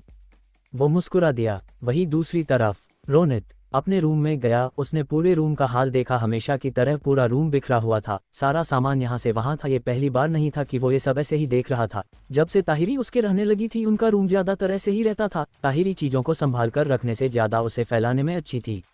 ये सब देखकर भी रोनित को बिल्कुल भी गुस्सा नहीं आ गया। वो मुस्कुराकर सारी चीज़ों को उठाकर रखने लगा। तभी ताहिरी बाथरूम से बाहर आए। जब उसने रोनित को रूम की सफाई करते हुए देखा, वो अपनी जीभ काटकर अपने सर पर हाथ मारते हुए बोली, फिर से नहीं। वो जल्दी से रोनित के पास भागते हुए बोली, मुझे माफ़ कर दीजिए, मैं अभी करती। तभी वो जोर से चिल्लाए, आह! उसका पैर नीचे पड़ी किसी चीज़ पर आ गया था, जिसे देखे बिना ही वो उस पर चढ़ गई। रोनित ने जब उसके चिल्लाने की आवाज़ सुनी तो उसने मुड़कर ताहिरी को देखा। वो बिना देरी किए ताहिरी की तरफ भागा और उसे पकड़ लिया, नहीं तो ताहिरी सीधा ज़मीन पर जोर से गिरती और उसे चोट लगती। ताहिरी ने भी रोनित के कॉलर को कसकर अपनी मुट्ठी में भर लिया। रोनित उसे सीधा खड़ा कर पाता कि उसका पैर भी नीचे पड़ी किसी चीज़ पर लग गया, जिससे उसके कदम भी लड़खड़ा गए और वो सीधा ताहिरी को लेकर बिस्तर पर गिर पड़ा। उसने अपनी पकड़ ताहिरी पर से ज़रा सी भी हल्की नहीं की थी और इसी हड़बड़ी में उन दोनों के होंठ आपस में टकरा गए, जिससे ताहिरी की आंखें ज़रूरत से ज़्यादा ही खुल गई। रोनित की नज़र तो उसके चेहरे पर ही थी। ताहिरी अपना चेहरा पीछे करने लगी कि रोनित ने उसकी कमर पकड़कर उसे अपने पास और खींच लिया और उसके होंठों को अपने होंठों से और ज़्यादा जोड़ लिया। वो सीधा उसे किस करने लगा। रोनित के अचानक से इस रेयतों को देखकर ताहिरी को कुछ पल तक कुछ समझ नहीं आया। उसके आंखें अभी भी खुली हुई थी, तो रोनित ने अपने हाथों से उसकी आंखों को बंद कर लिया और उसे अच्छे से किस करने लगा। कुछ पल रोनित की उस किस को महसूस कर ताहिरी भी उसमें शामिल हो गई। उसने रोनित की पीठ पर अपने हाथों को लपेट लिया और उसका भरपूर साथ देने लगी। जब दोनों को सांस लेने की ज़रूरत महसूस होने लगी तो रोनित उसके होंठों से अलग हुआ। ताहिरी जोर जोर से सांस लेने लगी और रोनित उसके चेहरे को देखते हुए उसके चेहरे को सहलाने लगा। ताहिरी ने रोनित की आंखों में देखा तो रोनित उसकी उन काली गहरी आंखों में खो गया और खोए हुए ही वो वापस से ताहिरी को किस करने लगा। रोनित का ताहिरी से फिलहाल दूर होने का कोई भी इरादा नहीं था और इसे ताहिरी भी बखूबी समझ गई थी। ताहिरी ने एक लॉन्ग ड्रेस पहनी हुई थी जिसकी कमर की साइड चैन थी, जो खुलकर ऊपर की तरफ जा रही थी। रोनित के हाथ वही मौजूद थे। वो चैन पूरी खुल पाती कि ताहिरी ने रोनित का हाथ पकड़ लिया। उनके होंठ अभी भी एक दूसरे से जुड़े हुए थे। रोनित ने उसके होंठों से दूर होकर ताहिरी को देखा तो ताहिरी ने धीरे से कहा, अभी यहाँ कोई भी आ सकता है, क्यों नहीं बाद में। इतना कहकर वो चुप गई। रोनित उसकी बात समझ गया था। उसने ताहिरी के माथे अपना माथा जोड़ लिया। ताहिरी का चेहरा तो पहले से ही पूरा का पूरा लाल हो चुका था और उस पर अभी आई सबसे प्यारी मुस्कान पर रोनित की नज़र थी, जो उसे फिर से बहका रही थी। लेकिन वो अपने इमोशन काबू करना अच्छे से जानता था। उसने प्यार से ताहिरी का सर चूम लिया और उसकी ड्रेस और उसके बालों को ठीक किया। रोनित ने फिर उसके चेहरे को देखा, जो ऐसे मौके पर हमेशा उससे नज़रें मिलाने पर बचती थी। रोनित ताहिरी को देखकर मुस्कुरा दिया। ताहिरी सबके सामने जितनी भी डेयरिंग थी, जितनी भी लापरवाह थी, रोनित के पास आकर कभी कभार वो सब भूल जाती थी। अपनी शर्म छुपाने के लिए ताहिरी रूम को बिखरे देख बोली, आपको बार बार ये ज़रूरत नहीं है, मैं ही हमेशा सारा सामान बिखेर देती हूँ, मैं आगे से ऐसा नहीं करूँगी। रुपए, रोनित ने हंसते हुए कहा, शायद ये तुम दूसरी बार कह रही हो। रोनित की ये बात सुनकर ताहिरी एक फीकी हंसी हंस दी। रोनित ने उसके हाथ को पकड़ते हुए कहा, सब ठीक है, तुम हमेशा ऐसा कर सकती हो। ताहिरी रोनित को देखने लगी। वो मुस्कुराकर उसके गले से लग गई। वो रोनित को पाकर हद से ज़्यादा खुश थी और रोनित उसे पाकर रोनित ने भी प्यार से ताहिरी को अपने से गले से लगा लिया और उसे महसूस करने लगा। वहीं दूसरी तरफ मालिनी जी यश जी इशिका को कुछ लोगों से मिला रहे थे, जिनमें यश जी के बिजनेस पार्टनर्स भी थे। इशिका को कौन नहीं जानता था, वो बिजनेस वर्ल्ड में काफ़ी फेमस थी, उसे हर कोई जानता था। इशिका ने उनसे अपने साव भाव की तरह ही बात की, यानी कि बिना किसी एक्सप्रेशन और एक दो शब्द में जवाब बस यश जी जानते थे। इशिका पहले कभी किसी भी बिजनेसमैन से सीधा बात नहीं करती थी, सबसे पहले युवराज ही उनसे बात करता था, लेकिन उन लोगों ने यश से काफ़ी बार बोला तो उन्हें बुलाना ही पड़ा। इशिका के बिहेवियर और उसके ऑरा को देखते हुए कोई उससे ज़्यादा बात कर भी नहीं पा रहा था। उसका ऑरा सिर्फ आरव के पास जाकर ख़त्म होता था। मालिनी जी फिर इशिका को अपने साथ ले गई।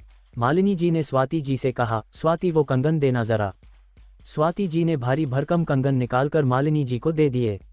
मालिनी जी ने उन्हें इशिका को देते हुए कहा, इशिका इन हमारे खानदानी कंगन है, हर बहू के पास ये होते हैं, इसलिए अब इन्हें तुम रखो। इशिका ने उन कंगन को देखते हुए कहा, क्या ये जरूरी है? ये सुनकर स्वाति जी की आंखें छोटी हो गई। उन्होंने इशिका से कहा, तुम्हें नहीं लगता कि तुम्हें तुम्हारी सास से सवाल नहीं करने चाहिए? मालिनी जी ने स्वाति जी को आंखें दिखाई तो स्वाति जी चुप हो गई। मालिनी जी ने परेशानी से इशिका को देखा, जिसे हमेशा की तरह कोई फर्क नहीं पड़ा। मालिनी जी इशिका का स्वभाव अच्छे से जानती थी, उसे कोई फर्क नहीं पड़ता था, ये बाकी सभी के लिए काफ़ी अच्छी थी, लेकिन अगर उसे फर्क पड़ गया तो वो सच में सामने कौन है ये नहीं देखेगी। वो अब मालिनी जी से अपने सवाल का इंतजार कर रही थी। ये देखकर मालिनी ने मुस्कुराते हुए प्यार से कहा, हाँ इशिका, ये कंगन हमारे घर की बहुओं के लिए शुभ माने जाते हैं, इसलिए तुम इन्हें रख लो। इशिका ने अपना सर हिला दिया और उन्हें ले लिया। मालिनी जी ने प्यार से इशिका से पूछा, तुम्हें यहाँ अच्छा लग रहा है ना इशिका? इशिका ने उन्हें देखकर बस अपना हाँ में सर हिला। मालिनी जी ने प्यार से इशिका के सर पर हाथ फेर दिया और उसे जाने के लिए कहा। इशिका वहां से जाने लगी कि उसके कानों में स्वाति जी की आवाज़ पड़ी, जिसे सुनकर उसके कदम रुक गए, यहाँ तक कि उसकी आंखें भी नर्म से सख्त बन गई। स्वाति जी ने मालिनी जी से कहा, बुरा मत मानिएगा दीदी, लेकिन हमारे आरव को इससे लाख गुना संस्कारी बहू मिल सकती थी। ना तो ढंग से कोई जवाब देती है और सवाल ऐसे करती है जैसे आप इसकी सास नहीं बल्कि ये आपकी सास हो। वैसे भी मैंने सुना है कि ये लड़की जब कल्याणी निवास में रहती थी, जो हमारे आरव पर दौरे डालती थी, उसे परेशान करती थी, उसके पीछे पड़ी रहती थी। आरव तो इससे दूर रहता था। क्या संस्कारी लड़कियों को ये सब शोभा देता है? इनसे ही उनके संस्कार पता चल जाते हैं। स्वाति जी की इस बात पर अब मालिनी जो गुस्सा आ गया। उन्होंने तेज आवाज में कहा, स्वाति सोच समझ कर बोला करो, जानती भी हो तुमने क्या कहा है। आसपास कई लोग हैं।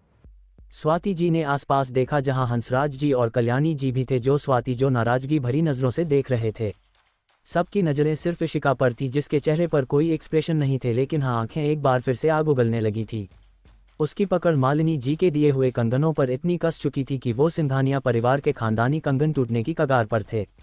मालिनी जी ने परेशानी से इशिका को देखा। हंसराज जी इशिका को लेकर परेशान थे, क्योंकि इशिका का गुस्सा आरव के गुस्से से कम नहीं था और आरव का गुस्सा कैसा था ये उन्हें अच्छे से पता था। स्वाति जी ने मालिनी जी से कहा, दीदी मैंने गलत ही क्या कहा है? हमारा आरव ही था जो इस लड़की से हमेशा दूर भागता था। हमारा आरव लड़कियों की बहुत इज्जत करता है, इसलिए उसने कभी इसे कुछ नहीं कहा। मालिनी जी अब गुस्से से स्वाति जी से देखा और कहा, स्वाति अगर आगे एक शब्द और बोला तो देख लेना। मालिनी जी को अब गुस्से में देखकर स्वाति जी ने आगे कुछ ना बोलना ही सही समझा। आखिर में वो उनसे रिश्तों में बड़ी थी।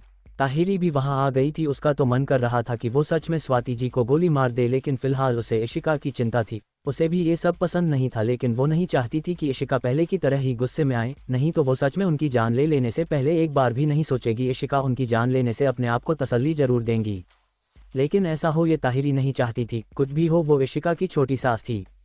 इशिका के एक्सप्रेशन उसे डरा रहे थे। हंसराज जी ने कल्याणी जी को इशारा किया। कल्याणी जी जल्दी से इशिका के पास गई और उससे बोली, इशिका तुम्हें स्वाति की बात को दिल पर लगाने की जरूरत नहीं है, समझी? इशिका ने उनका कोई जवाब नहीं दिया। उसने एक नज़र स्वाति जी पर डाली, जो अभी भी अपने मन में उसे कुछ ना कुछ कहे जा रही थी। जाहिर है उन्हें भी इशिका का बिहेवियर पसंद नहीं था, जैसे शुरू में कल्याणी जी को नहीं आया था। ताहिरी को लगा कि कहीं वो फिर से एक बार अपने आप पर से काबू ना खो दें। स्वाति जी को अपने ऊपर किसी की जलती नज़रें महसूस हुई। उन्होंने नज़रें उठाकर यहाँ वहाँ देखा। उन्होंने इशिका की तरफ भी देखा, जिसकी नज़रें 2 सेकंड पहले उन पर थी, लेकिन अब उसकी नज़रें कहीं और थी। इशिका की नज़रें किसी और पर नहीं बल्कि आरव पर थी, जिसके चेहरे पर कोई एक्सप्रेशन नहीं थे, लेकिन उसकी नज़रें सिर्फ इशिका पर ही थी। आरव को देखने भर से इशिका की आंखें फिर से शांत और मोहब्बत से भरी हुई हो गई थी। अगर आरव से प्यार करना उस पर दौरे डालना हुआ तो भी इशिका को वो स्वीकार था। अगर आरव से प्यार करना अपने संस्कार भूलना था तो भी इशिका को वो स्वीकार था। इशिका एकटक शांति से आरव को देख रही थी। इशिका ने आरव पर से अपनी नज़रें हटाई और कल्याणी जी की तरफ देखकर बस अपना हल्का सा सर हिला दिया और वहां से सीधा चली गई। आरव इशिका को जाते हुए देखता रहा। कल्याणी जी ने एक गहरी सांस ली। उन्हें तो अभी भी इशिका की लड़ना याद था कि वो कैसे अपने एक मुक्के में सामने वाले को बेहोश करती थी। जाहिर है वो अपनी बहू का ऐसा हाल नहीं चाहती थी। वही इशिका को ऐसे बीच में ही, यानी कि अपने गुस्से को बीच में दबाते हुए जाते देख ताहिरी अपना मुंह खोले उसे जाते हुए देख रही थी। इशिका सिंह के अंदर इतना बड़ा बदलाव कैसे? उसका गुस्सा एक पल में शांत में हो गया। शायद ये इतने सालों में पहली बार था जब उसकी आंखों के सामने ऐसा हुआ था। वो तो इशिका को सोचकर ताली बजाने लगी। उसकी ताली इतनी तेज थी कि सब लोगों को सुनाई दे गई थी। स्वाति जी आंखें छोटी करके ताहिरी को देखने लगी। उन्हें यह समझ नहीं आया कि आखिर यहाँ पर फिलहाल जीत किसकी हुई। कल्याणी जी स्वाति के पास गई और उन्हें गुस्से से देखने लगी। वो जानती थी इसमें स्वाति जी की भी कहीं गलती नहीं थी। आखिर उन्होंने भी तो खुद शुरू में इशिका को गलत समझा था और अब उनकी नज़रों में इशिका के जैसी लड़की ना कभी कोई थी और ना ही कभी कोई होगी। लेकिन हर बार इशिका ऐसे ही चुप नहीं रहेगी। कल्याणी जी ने गुस्से से कहा, स्वाति आखिर तुम कैसे शब्द इशिका से कह रही थी? ये मत भूलो वो अब हमारे आरव की पत्नी है। स्वाति जी कुछ कहती कि उनके पास आरव आ गया। कल्याणी जी ने परेशानी से आरव को देखा। आरव उन्हें देखकर हल्के से मुस्कुरा दिया। आरव ने मुस्कुराते हुए स्वाति जी से कहा, आप मेरे लिए बिल्कुल मेरी माँ जैसी है। आपने बचपन में मुझे अपने हाथों से खाना खिलाया है, मुझे माँ के जैसे सुलाया है, उन्हीं की तरह ही मेरा ध्यान रखा है और उनकी तरह ही मुझसे प्यार भी किया है। स्वाति जी शांति से आरव की बात सुन रही थी और आरव की मुस्कान देख रही थी, जो पहले कभी उन्होंने नहीं देखी थी। आरव बहुत कम ही मुस्कुराया करता था और उनसे बात करते वक्त तो बिल्कुल भी नहीं। वो उन्हें उतनी ही इज्जत देता था जितनी वो मालिनी जी को देता था। आरव ने आगे उनसे कहा, आप चाहें इसे कुछ भी समझिए, लेकिन आपको इशिका के लिए वो सब नहीं कहना चाहिए था। आपसे ये किसने कहा कि इशिका ने मुझे परेशान करती थी? इशिका मेरे पीछे आती थी और मैं उससे दूर भागता था। शायद आपको पता नहीं, लेकिन इशिका ने कभी भी मेरा पीछा तो किया ही नहीं, उसने तो बल्कि खुद का पीछा करती। स्वाति जी, मालिनी जी ने उसे देखा। आरव ने आगे मुस्कुराते हुए ही कहा, और मैं उससे नहीं बल्कि खुद से भागता हुआ आया था। मैं उससे इसलिए दूर रहता था क्योंकि मुझे मुझसे ही दूर रहना था। मुझे उससे इसलिए नहीं मिलना क्योंकि मैं खुद से नहीं मिलना चाहता था। मैंने उसे इसलिए नहीं देखा क्योंकि मैं खुद को नहीं देखना चाहता था। मैंने शुरू में उसे इसलिए नहीं अपनाया क्योंकि मैं खुद के लिए नहीं जीना चाहता था। मुझे सिर्फ अपने फर्ज के लिए जीना था, खुद के लिए। इतना कहकर वो जाने लगा कि वो रुककर बिना पीछे मुड़े ही बोला, आपने इशिका के लिए नहीं बल्कि मेरे लिए गलत शब्द कहे। आपने उसकी नहीं बल्कि मेरी इंसल्ट की है। इतना कहकर वो चला गया। आरव की ये बातें सुनकर स्वाति जी हैरानी के साथ साथ परेशानी में भी पड़ गई। उन्हें अब याद आया कि आरव ने इशिका से शादी से करके इशिका पर एहसान नहीं किया, बल्कि इशिका ने आरव से शादी करके उन सब पर एहसान किया है। नहीं तो आरव कभी शादी करता ही नहीं। अगर इशिका नहीं होती तो आरव अकेले ही अपना फर्ज निभाते निभाते चला जाता, लेकिन उसे कभी प्यार और रिश्तों में दिलचस्पी नहीं होती। इशिका ही थी जिसने आरव के पत्थर दिल को पिघलाया था। उसने ही आरव को प्यार करने पर मजबूर किया था। उसने ही उसे खुद से मिलने पर मजबूर किया था। स्वाति जी ने परेशानी से मालिनी जी को देखा। मालिनी जी को समझ आ गया कि स्वाति जी क्या सोच रही है। मालिनी जी अब शांति से स्वाति जी से कहा, इसलिए मैं तुम्हें कब से कह रही थी, तुम नहीं जानती स्वाति, इशिका के आने से हमारे आरव की जिंदगी बदल गई। वो भी बदल गया। मैं इसलिए तो हमेशा इशिका को याद करती थी कि एक वही है जो आरव को खुद के बारे में सोचने पर मजबूर कर देगी। वही ताहिरी अब मुंह खोले आरव को देख रही थी। ना ही सिर्फ वो बल्कि रोनित, रोहन, यहाँ तक कि तेज भी। तेज ने कहा, हमारा बब्बर शेर अब पहले से कितना अच्छा लगता है। रोनित ने कहा, सही कहा, अगर मुझे पता होता कि ये ऐसा हो जाएगा तो मैं बचपन में ही इशिका जी को इससे मिलवाने में अपनी जी जान लगा देता, चाहे मुझे किसी भी कोने से इशिका जी को ढूंढ कर लाना पड़ता। कुछ देर बाद इशिका लैपटॉप में युवराज और वैभव से मीटिंग कर रही थी। ताहिरी भी इशिका के साथ ही थी। इशिका सीरियस होकर उन तीनों के साथ कुछ प्रोजेक्ट को लेकर डिस्कस कर रही थी। कुछ घंटों बाद जब इशिका शांति से अपनी कॉफ़ी पीने लगी तो युवराज ने इशिका से मुस्कुराते हुए कहा, इशिका, मैंने तुमसे कहा था कुछ दिन अपने आप को दो, तब तक हम सब संभाल लेंगे, लेकिन तुम्हें चैन नहीं है क्या? अब तो आप अपने मेजर साहब के पास है तब भी। इस पर इशिका घूरकर युवराज को देखने लगी। ताहिरी ने इशिका के लाल हुए कानों को देखते हुए एक टेढ़ी स्माइल के साथ कहा, अब कोई अपनी सीरियसनेस के जरिए अपनी शर्म छुपाने लगा है सच में। ताहिरी की बात सुनकर युवराज और वैभव मुस्कुरा दिए और इशिका हड़बड़ा गई, लेकिन उसने जल्दी ही सख्त बनते हुए कहा, तुम्हारा काम अब मेरे पास खत्म हो चुका है, तो जाकर अब मेजर रोनित का दिमाग खाओ, मेरा नहीं। ये सुनकर ताहिरी अपना मुंह फुलाकर उसे देखने लगी। इशिका ने स्क्रीन पर युवराज वैभव को देखा जो अब इशिका की बात सुनकर हंसने लगे थे। इशिका ने उन दोनों को देखते हुए कड़क आवाज में कहा, लगता है तुम दोनों के पास हंसने के लिए बहुत टाइम है। ये सुनकर दोनों की हंसी एक पल में बंद हो गई। तभी वहां संजू भागते हुए आए। संजू ने नोक नहीं किया था, जिससे इशिका ने एक बार अपनी आंखें बंद करके एक गहरी सांस ली। वो ताहिरी से अलग नहीं थी। संजू इशिका के पास बैठते हुए खुशी से बोली, भाभी आपकी मीटिंग खत्म हो गई क्या? पता है मैंने नारो को एक गेम में हरा दिया, अब वो मुझे हराने के लिए ढूंढ रहा है। तभी उसे अपने ऊपर किसी की गहरी नज़रें महसूस हुई। उसने अपनी नज़रें सामने की तो उसे लैपटॉप की स्क्रीन पर वैभव दिखाई दिया, जो उसे देखकर उसे ही गहराई से देखने लगा था। इशिका ने ध्यान नहीं दिया था क्योंकि उसका ध्यान अब कहीं और हो गया था, लेकिन ताहिरी और युवराज की नज़रें तो उन्हीं के ऊपर थी। युवराज ने वैभव को देखकर अपना नाम सर हिला दिया क्योंकि वो अपने बॉस के सामने ही उनके पति की बहन को ताड़े जा रहा था। वो ये तक भूल गया था कि उसकी बॉस अभी भी वही थी। ताहिरी ने संजू वैभव को देखा। उसने इशिका को देखकर कुछ सोचा और इशिका के पास जाकर कहा, इशिका। ताहिरी की आवाज़ सुनकर इशिका ने अपनी सोच से ध्यान हटाकर उसे देखा। ताहिरी ने वैभव संजू को देखते हुए कहा, तुम इनके बारे में कुछ क्यों नहीं करती? हमें कुछ तो करना चाहिए। इशिका ने एक नज़र वैभव पर डालकर अपने साइड बैठी संजू को देखा, जो अभी भी वैभव को देखे जा रही थी। इशिका ने अपनी कॉफ़ी का सीप लेते हुए वैभव को देखते हुए कहा, मुझे लगता है ये इन्हें खुद ही करना चाहिए। जब तक सबके सामने नहीं आएंगे तब तक इन्हें ऐसे ही रहना होगा। इतना कहकर उसने वैभव को घूरते हुए कॉल डिस्कनेक्ट कर दी।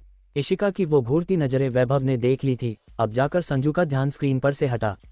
इशिका को ऐसा करते हुए देख ताहिरी ने उसे देखते हुए कहा, तू अभी भी हिटलर ही है, कितनी बेदर्द है तू। ये प्रेमी एक दूसरे को कितनी प्यार से देख रहे थे। ये सुनकर संजू हड़बड़ा गई। वही इशिका ने ताहिरी की हिटलर वाली बात सुनकर उसे देखते हुए कहा, मुझे लगता है शायद तुम्हारी छुट्टी अब खत्म हो चुकी है, तुम्हें अब वापस काम पर जाना चाहिए। ये सुनकर ताहिरी जल्दी से चिढ़ते हुए बोली, ऐसे कैसे? मैंने अभी तक उनके साथ अच्छे से अपने पल भी नहीं बिताए हैं। फिर वो वहां से डर कर भागते हुए बोली, तू कितनी अजीब है। ताहिरी को डर था कि वो सच में उससे उसकी छुट्टियां ना छीन लें। आज भी सब इशिका से डरते थे। इशिका ने अपना नामे सर हिला दिया। इशिका से नजरें ना मिले इसलिए संजू भी जल्दी से भागते हुए बोली, भाभी मुझे कुछ काम याद आ गया। संजू को भी ऐसे भागते देख इशिका ने खुद से चिढ़ते हुए कहा, मैंने इतनी डरावनी बातें तो नहीं कही थी कि ये दोनों ऐसे भागी। इशिका ने टाइम देखा, रात हो चुकी थी। इशिका को आरव का ख्याल आया, उसने कितनी देर से आरव को नहीं देखा था। स्वाति जी के मामले के बाद से ही इशिका युवराज के साथ मीटिंग में शामिल हो गई थी। वो जल्दी से अपनी वहां से बाहर निकल गई और सीधा रूम में गई जहां आरव उसे नहीं मिला। ये देखकर वो बेचैन हो गई। वो हर जगह बेचैनी से आरव को ढूंढने लगी। इशिका हर जगह आरव को ढूंढने लगी। वो जैसे जैसे उसे नहीं मिल रहा था वैसे वैसे उसकी बेचैनी बढ़ती जा रही थी। उसकी आंखों को ऐसा लग रहा था जैसे अगर आरव उसे कुछ ही पल में दिखाई नहीं दिया तो वो किसी और चीज को देख ही नहीं पाएगी। आरव को ढूंढते ढूंढते इशिका को रोनित मिल गया। इशिका को देखने भर से ही रोनित को पता चल गया कि वो आरव को खोज रही है। रोनित ने इशिका से कहा, वो अपने स्टडी रूम में है, यहाँ से लेफ्ट जाते ही। उसकी बात पूरी होने से पहले ही इशिका तेज कदमों से उस तरफ चल पड़ी। स्टडी रूम के डोर के पास पहुंचकर इशिका उसे देखने लगी। उसने उसे खोला तो वो खुल गया। वो अंदर गई। उसकी आंखें बेचैनी से पूरे कमरे में यहाँ से वहां घूमने लगी और आखिर में उसकी नज़रें रेस्टिंग चेयर पर बैठे आरव पर रुक गई। आरव को देखते ही उसकी आंखों से सारी बेचैनी साफ हो गई। आरव एक किताब पढ़ने में बिजी था। उसे किसी का एहसास हुआ तो उसने डोर की तरफ देखा। इशिका को देखकर वो हल्के से मुस्कुरा दिया। उसने उसे देखते हुए कहा, तुम्हारी मीटिंग हो गई। इशिका ने कुछ नहीं कहा, बस आरव को देखती रही। इशिका को कुछ ना बोलते देख आरव किताब साइड रख के इशिका की तरफ बढ़ गया। वो उसके पास जाकर बोला, क्या हूँ। वो अपनी बात पूछ पाता उससे पहले ही इशिका उसके सीने से लग गई। उसने अपनी आंखों को बंद लिया और आरव की पीठ पर अपने हाथों की पकड़ कस दी। आरव ने अपने सीने की तरफ देखा। उसने उससे कुछ नहीं पूछा, बस मुस्कुरा कर उसे उसके आसपास अपने हाथों का घेरा बना लिया और एक हाथ से उसके को सहलाने लगा। आरव को इशिका की बेचैनी साफ महसूस हो गई थी। कुछ पल बाद इशिका बिना आरव के सीने से अलग हुए बोली, मेजर साहब कब से ढूंढ रही थी आपको, जानते हैं आपको ना देखकर मुझे कैसा लगा। आरव इशिका की बात सुनकर हल्का सा हंस दिया। उसने उसे देखते हुए उसके लंबे बालों पर हाथ फेरते हुए कहा, वो तुम ही थी जो अपनी मीटिंग्स में शामिल हो गई थी। ये सुनकर इशिका ने आरव को देखा और कहा, आप नाराज हैं। आरव ने अपना नामे सर हिला दिया। इशिका ने मुस्कुराकर वापस अपना सर उसके सीने से टिका लिया। आरव ने उसे देखते हुए कहा, अलग नहीं होना। इशिका ने अपना नामे सर हिला दिया और कसकर आरव को पकड़ लिया। इशिका की बेचैनी अभी भी उसमें भरी हुई थी। आरव ने उस पर अपनी पकड़ मजबूत करते हुए पूछा, किस बात का डर है। आरव की बात सुनकर इशिका उससे अलग हुई और उसे देखने लगी। उसने उसे देखकर कुछ नहीं कहा, बस आरव की चेयर के पास जाकर उस किताब को उठा लिया जिसे आरव पढ़ रहा था। इशिका ने उस किताब को देखते हुए कहा, कभी तो कोई लव स्टोरी वाली बुक पढ़िए। आरव ने उसे गहराई से देखते हुए कहा, जब पूरी मोहब्बत मेरे सामने है तो मुझे किसी लव स्टोरी बुक की क्या जरूरत। इशिका ने हंसते हुए कहा, आपको प्यार भरी बातें करना भी आता है। आरव उसके पास जाकर उसे पीछे से गले लगाते हुए बोला, सब तुम्हारी मेहरबानी है, अब बताओ जब मैं तुम्हारे पास हूं तो तुम्हारे अंदर ये बेचैनी कैसी।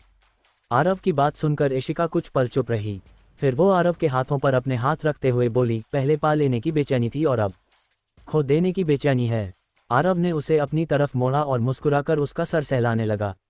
इशिका ने आरव की आंखों में देखते हुए बेचैनी से कहा, जानती हूँ आपके लिए सबसे जरूरी आपका फर्ज ही है, वही सबसे पहले आपकी जिंदगी में आएगा, लेकिन फिर वो अपना सर झटक कर बोली, माफ कर दीजिए। इतना कहकर वो चुप हो गई।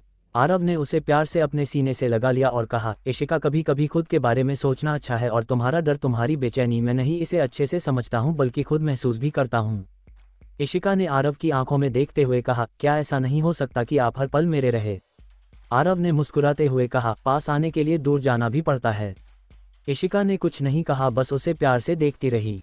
आरव ने उसका हाथ पकड़कर उसे चेयर पर बिठा दिया और उसके खुले बालों को संवारने लगा। इशिका ने कहा, मेजर साहब आप क्यों ये कर रहे हैं। आरव ने प्यार से उसके सर को चूमते हुए कहा, मुझे अच्छा लगता है। इशिका फिर चुप होकर मुस्कुराने लगी।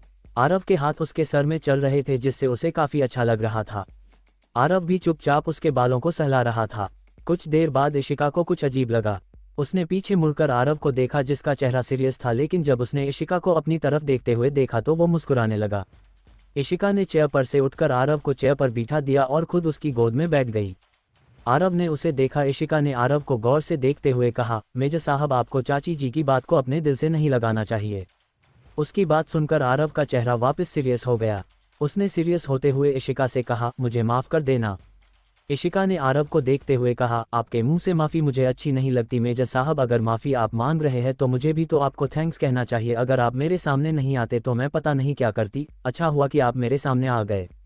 आरव ने उसे देखते हुए उसके सर को सहलाते हुए कहा, अपने गुस्से पर कंट्रोल करना सीखो। इशिका ने कुछ नहीं कहा। वो आज उसे हादसे से समझ गई थी कि उसका गुस्सा फिर कभी भी उस पर हावी हो सकता था। इशिका को सोचते देख आरव ने प्यार से कहा, ज़्यादा मत सोचो, तुम एकदम ठीक हो और हमेशा मेरे पास हो। इशिका आरव के गले में अपनी बाहें डालते हुए मुस्कुराते हुए बोली, मेजर साहब मुझे आप बहुत पसंद हो। इशिका की बात सुनकर आरव हंस दिया। उसने इशिका के गाल को सहलाते हुए उसकी आंखों में देखते हुए कहा, और मैं भी तुम्हारी इसी पसंद पर मरता हूँ। आयन की बात सुनकर इशिका के पेट में तितलियां उड़ने लगी। उसका दिल जोरों से धड़कने लगा, यहाँ तक उसका चेहरा लाल हो चुका था। आरव उसे देखकर प्यार से मुस्कुरा दिया। वो लड़की जैसी उसके सामने और उसके पास थी वो वैसी कहीं और नहीं दिखाई देती थी और वो उसे हमेशा ऐसे ही खुश देखना चाहता था। वो जिद्दी थी, गुस्सैल थी, कभी उसकी बात नहीं मानती थी। उसे अब ये सब स्वीकार था। उसने इशिका का सर अपने सीने से लगा लिया और उसके आसपास अपनी बाहों को लपेटकर अपनी आंखें बंद करके उसे महसूस करने लगा। इशिका ने कुछ बोलने की कोशिश की। आरव ने कहा, चुप रहो और हिलो मत। इतना कहकर उसने अपनी पकड़ मजबूत कर ली।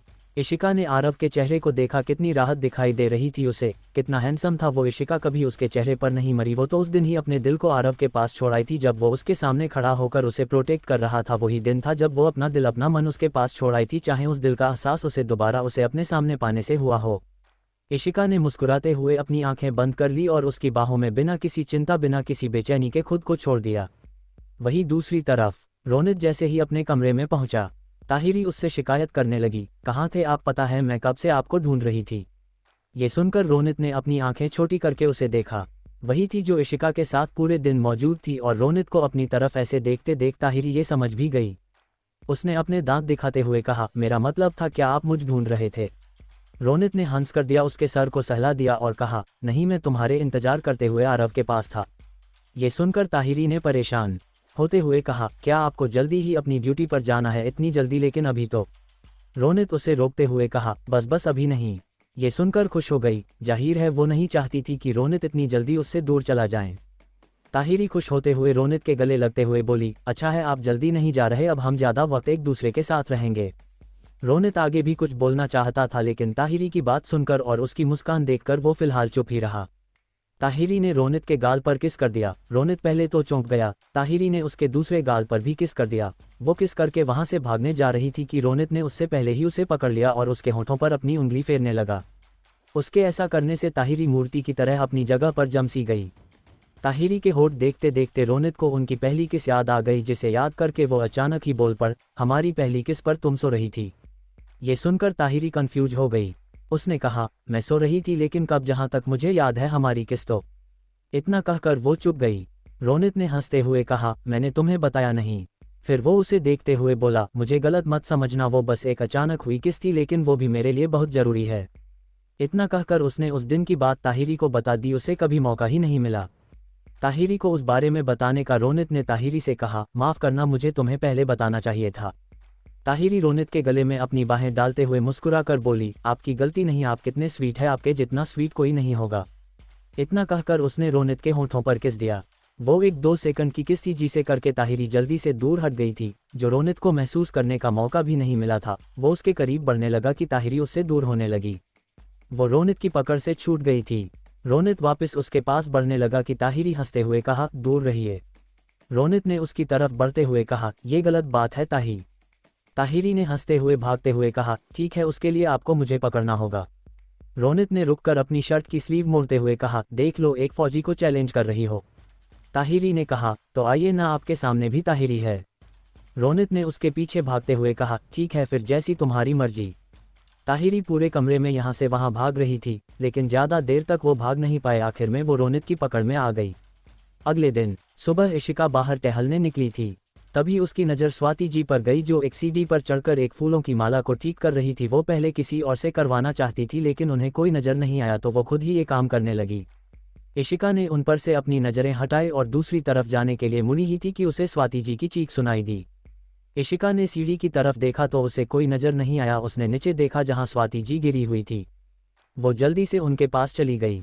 उसने कहा, आप ठीक है? स्वाति जी ने उठने की कोशिश की, उनके मुंह से दर्द भरी चीख निकल गई, शायद उनकी कमर में बुरी तरह से झटका आया था। जब इशिका ने देखा कि स्वाति जी उठ नहीं पा रही तो उसने बिना सोचे समझे उन्हें अपनी गोद में उठा लिया। स्वाति जी कुछ पल के लिए अपना दर्द भूलकर आंखें फाड़े इशिका को देखने लगी। इशिका उन्हें अंदर ले जाने लगी तो स्वाति जी जल्दी से बोली, हे मुझे नीचे उतारो, तुम ऐसे कैसे मुझे उठाकर ले जा सकती हो, नई नवेली दुल्हन हो, सब देखेंगे तो क्या सोचेंगे। इशिका उन्हें अजीब नज़रों से देखने लगी। जाहिर है उसे उनकी ये बात बिल्कुल भी समझ जो नहीं आई थी, उनसे चला नहीं जा रहा था तो वो उन्हें उठाकर ले जा रही थी, इसमें नई नवेली दुल्हन वाली बात कहाँ से आ गई। जब स्वाति जी ने इशिका को अपनी तरफ देखते हुए देखा तो उन्होंने चिढ़ते हुए कहा, मैंने कहा ना मुझे नीचे उतारो, मुझे बस सहारा देते हुए अंदर ले चलो। इशिका के पास कोई ऑप्शन नहीं था तो उसने उन्हें नीचे उतार दिया। वो मुश्किल से अपनी कमर पकड़कर खड़ी तो हो गई, लेकिन अगला कदम रखते ही उन्हें काफ़ी दर्द हो रहा था।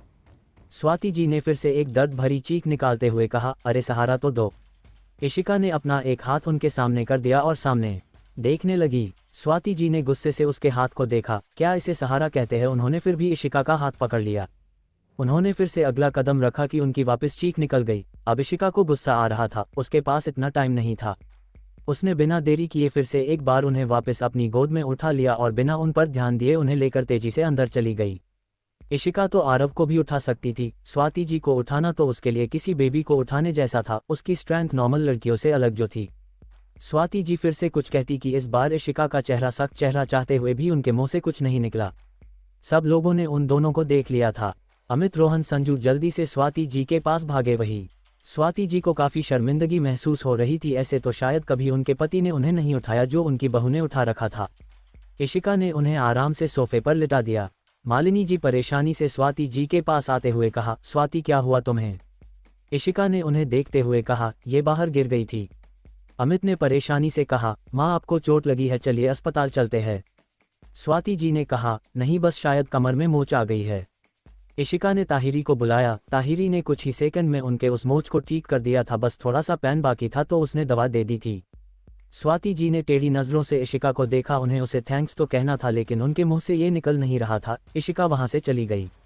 कुछ देर बाद रोहन इशिका के पास जाकर बोला, भाभी चलिए आज हम सब मिलकर क्रिकेट खेलेंगे। इशिका ने अपने लैपटॉप में देखते हुए कहा, मुझे क्रिकेट खेलना नहीं आता तो तुम सब जाकर खेलो।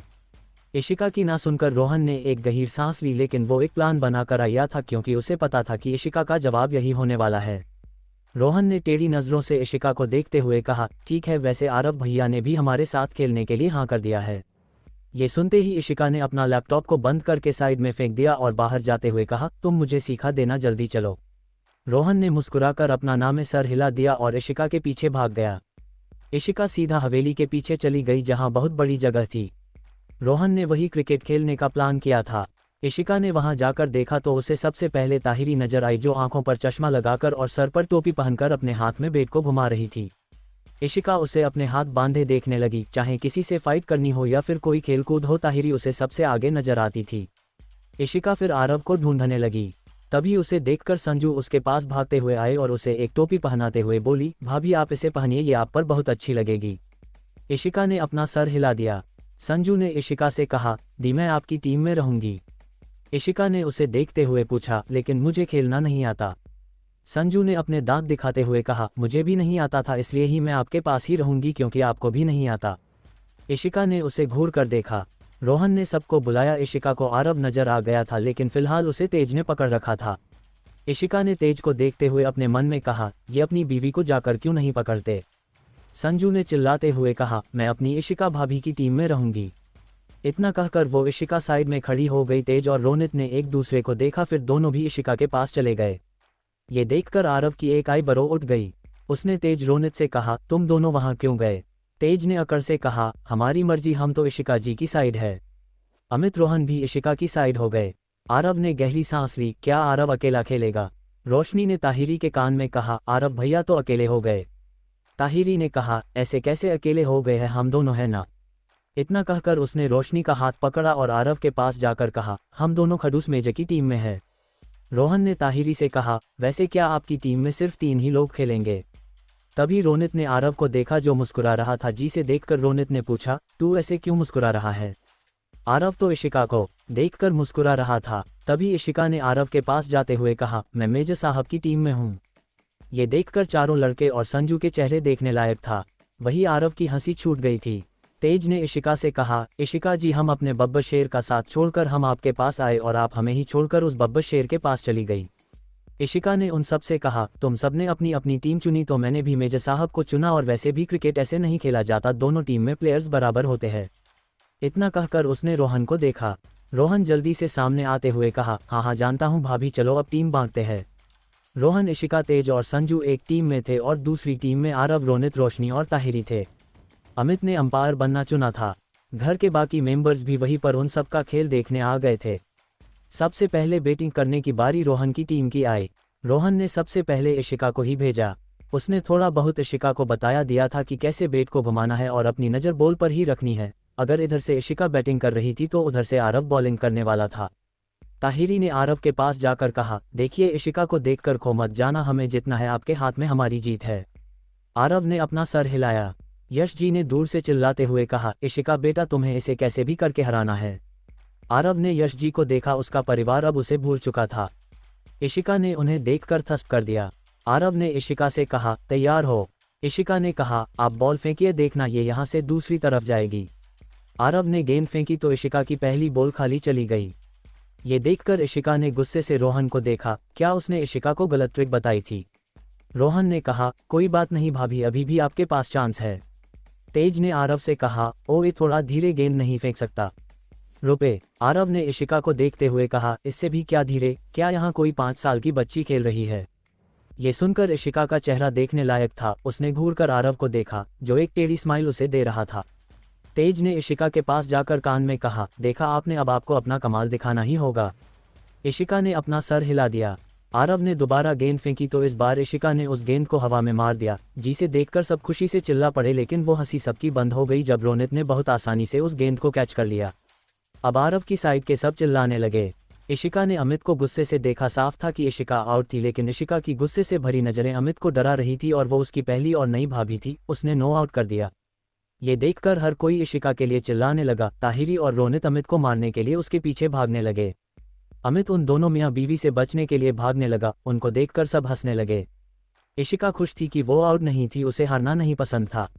आरव इशिका को खुश देखकर खुश था। वो हंस रही थी, उसकी हंसी हर किसी को दिख रही थी। पहली बार वो ऐसे इतने लोगों के बीच खेल रही थी। ऐसे ही हंसते हंसते रोहन की टीम की बैटिंग खत्म हुई।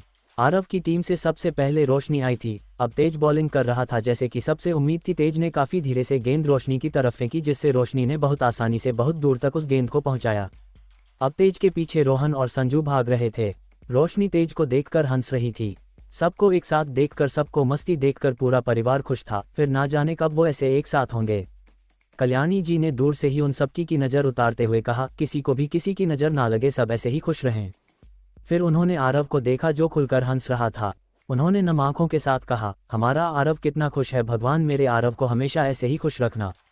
हंसराज जी जो उन्हीं के पास बैठे थे, उन्होंने कल्याणी जी से कहा, फिक्र मत करो, अब हमारा परिवार ऐसे ही हमेशा खुशहाल रहेगा।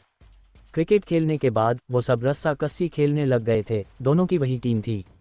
एक तरफ आरव और एक तरफ इशिका, दोनों ही एक दूसरे के आमने सामने थे। दोनों ही अपनी अपनी पूरी ताकत लगा रहे थे और बाकी सब भी। आरव तो बस रस्सी को हल्के से खींचते हुए इशिका को देख रहा था, जिसका ध्यान सिर्फ रस्सी खींचने में था या फिर जीतने में था। तभी जो वो रस्सी अपनी तरफ खींच रहा था, वो उसने खींचना छोड़ दिया, जिससे सब लोग इशिका की तरफ चले गए और इशिका की साइड के सब पीछे हो गए। इशिका के पैर डगमगा गए थे। वो गिरने जा रही थी कि आरव ने उसकी कमर में हाथ डालकर उसे पकड़कर उसे बचा लिया। इशिका के हाथ आरव के सीने पर आ गए थे। इशिका की नज़रें भी आरव की नज़रों से जा मिली थी, जो उसे देखे जा रही थी। आरव की उन नज़रों को देखकर इशिका का दिल जोरों से धड़कने लगा। वो एकटक आरव को देखने लगी, जैसे वहाँ उसके अलावा और कोई हो ही ना, जबकि हर किसी की नज़र उन दोनों पर ही थी, जो सब भूल करके दूसरे को देख रहे थे। तभी तेज रोनित ने आरव के कंधे पर हाथ रखते हुए कहा, बस कर, अब वो तेरी ही है। ताहिरी रोशनी ने इशिका के कंधे पर हाथ रखते हुए कहा, जरा आसपास भी थोड़ा देख लीजिए। उन सब की वजह से दोनों की नज़रें एक दूसरे पर से हट गई। रोहन ने आरव को चिढ़ाते हुए कहा, क्या बात है भाई, पहले जिसे एक नज़र देखते नहीं थे, उससे अब आपकी नज़रें नहीं हटती। रोहन की बात सुनकर सब हंसने लगे, यहाँ तक कि इशिका भी। आरव ने रोहन की तरफ बढ़ते हुए कहा, हाँ अब मेरे हाथ तुम पर से नहीं हटेंगे। रोहन जल्दी से इशिका के पीछे जाते हुए बोला, भाभी देखिए भाई मुझे मारने आ रहे हैं। इशिका ने आरव से कहा, मेजर साहब रो ने कुछ गलत तो नहीं कहा। रोहन को इशिका के पीछे जाते हुए देख और उसकी बात सुनकर आरव रुक गया। आरव को रुकते देख रोहन ने कहा, अब आइए ना। आरव ने इशिका को देखा, फिर रोहन से कहा, आज के लिए छोड़ दिया। रोहन ने इशिका से खुश होते हुए कहा, भाभी आप तो कमाल है, आगे इनसे बचने के लिए मैं आपके पास ही आऊँगा। इशिका रोहन को देखकर मुस्कुरा दी। इशिका ने फिर आरव को देखा जो उसे ही देखकर मुस्कुरा रहा था। मालिनी जी और स्वाति जी ने सबको कुछ खाने के लिए दे दिया। खेलते खेलते सबको भूख भी लग चुकी थी। खाने के बाद अब ताहिरी की जिद पर सब शूटिंग कर रहे थे। तेज ने संजू को दूर बिठा दिया था क्योंकि इशिका और ताहिरी असली गन से शूटिंग करने वाली थी, जिससे संजू का मुंह फूला हुआ था। इशिका का हमेशा की तरह निशाना एकदम सही था, यहाँ तक कि उसने एक निशाना आंखें बंद करके भी लगाया था जो सीधा निशाने पर लगा था, जिसे देखकर स्वाति जी हैरान थी। उन्होंने मालिनी जी से धीरे से कहा, दीदी क्या सच में ये इतनी ही खतरनाक है? मैंने इशिका बहू को कभी कुछ ज़्यादा गलत तो नहीं कहा था ना? मालिनी जी मुस्कुरा कर बोली, नहीं स्वाति, इशिका तुमसे नाराज बिल्कुल नहीं होगी। इशिका का हमेशा की तरह निशाना एकदम सही था, यहाँ तक कि उसने एक निशाना आंखें बंद करके भी लगाया था जो सीधा निशाने पर लगा था, जिसे देखकर स्वाति जी हैरान थी। उन्होंने मालिनी जी से धीरे से कहा, दीदी क्या सच में ये इतनी ही खतरनाक है? मैंने इशिका बहू को कभी कुछ ज़्यादा गलत तो नहीं कहा था ना? मालिनी जी मुस्कुरा कर बोली, नहीं स्वाति, इशिका तुमसे नाराज बिल्कुल नहीं होगी। रोशनी ने कभी गन नहीं उठाई थी, लेकिन ताहिरी ने उसे गन उठानी सिखानी दी थी। ये देखकर तेज को अपना मौका जाता नजर आ रहा था, ये उसे सिखाना चाहिए था अपनी बीवी को। रोशनी अभी असली गन नहीं चला सकती थी, तो उसके पास दूसरी गन है जिससे वो निशाना लगा रही थी। उसने एक पेड़ पर इशारा करते हुए कहा, देखना मैं उस पत्ते को इस बार गिरा कर रहूंगी। सब साइड हट गए और रोशनी के निशाना लगाने का इंतजार करने लगे। रोशनी ने निशाना लगाया तो उसका निशाना लग गया। सब हैरान हो गए क्योंकि वो काफ़ी दूर से लगाया था, लेकिन तेज मन ही मन हंस रहा था। ताहिरी ने कहा, अरे वाह, इतनी जल्दी निशाना लगाना सीख लिया। सब लोग रोशनी के लिए ताली बजाने लगे। रोशनी ने शर्मिंदगी से कहा, वो मैं तो उस पेड़ पर निशाना लगा रही थी। इतना कहकर उसने निशाना लगे पेड़ से कुछ ही दूरी पर एक और पेड़ पर इशारा किया। तेज रोशनी की मासूमियत पर हंस पड़ा। सब लोगों चुप गए, लेकिन कुछ पल ही बाद सब हंसते हुए रोशनी के ताली बजाने लगे। आज का दिन सब लोगों ने एक दूसरे के साथ मस्ती और हंसते हुए बिताया। इशिका को आज उन सब के साथ बहुत मजा आया था। वो आज पूरे दिन हंसी थी, पूरे दिन उसके चेहरे पर मुस्कान थी। ये उसका परिवार था जिसमें वो शामिल हो गई थी। रात के वक्त संजू अपने कमरे में थी और उसके सामने उसका फ़ोन रखा हुआ था और उसमें उसकी और वैभव की तस्वीर थी जो उसने ही ली। वो उसे देखे जा रही थी। वो वैभव को बहुत मिस कर रही थी। उसे समझ नहीं आ रहा था कि वो क्या करे। ऐसा नहीं था कि वैभव उससे कांटेक्ट नहीं करता था, बल्कि वो तो हर दिन हर रात उसे कॉल मैसेज करता रहता था, लेकिन उसने कभी उसका जवाब नहीं दिया। वो हमेशा उसकी कॉल को इग्नोर करती। उसकी आंखों से आंसू बहने लगे। वो उन्हें छुपाने के लिए बाथरूम में चली गई ताकि अपना चेहरा धोकर उन आंसुओं के निशानों को छुपा सकें। जब वो वापस आई तो वो अपनी जगह पर जम गई। उसका फ़ोन आरव के हाथ में था। वो उसकी और वैभव की फ़ोटो को ही देख रहा था। उसे याद आया कि वो फ़ोन को बंद करना ही भूल गई थी। आरव का चेहरा एकदम सीरियस था, जिसे देखकर संजू घबरा गई।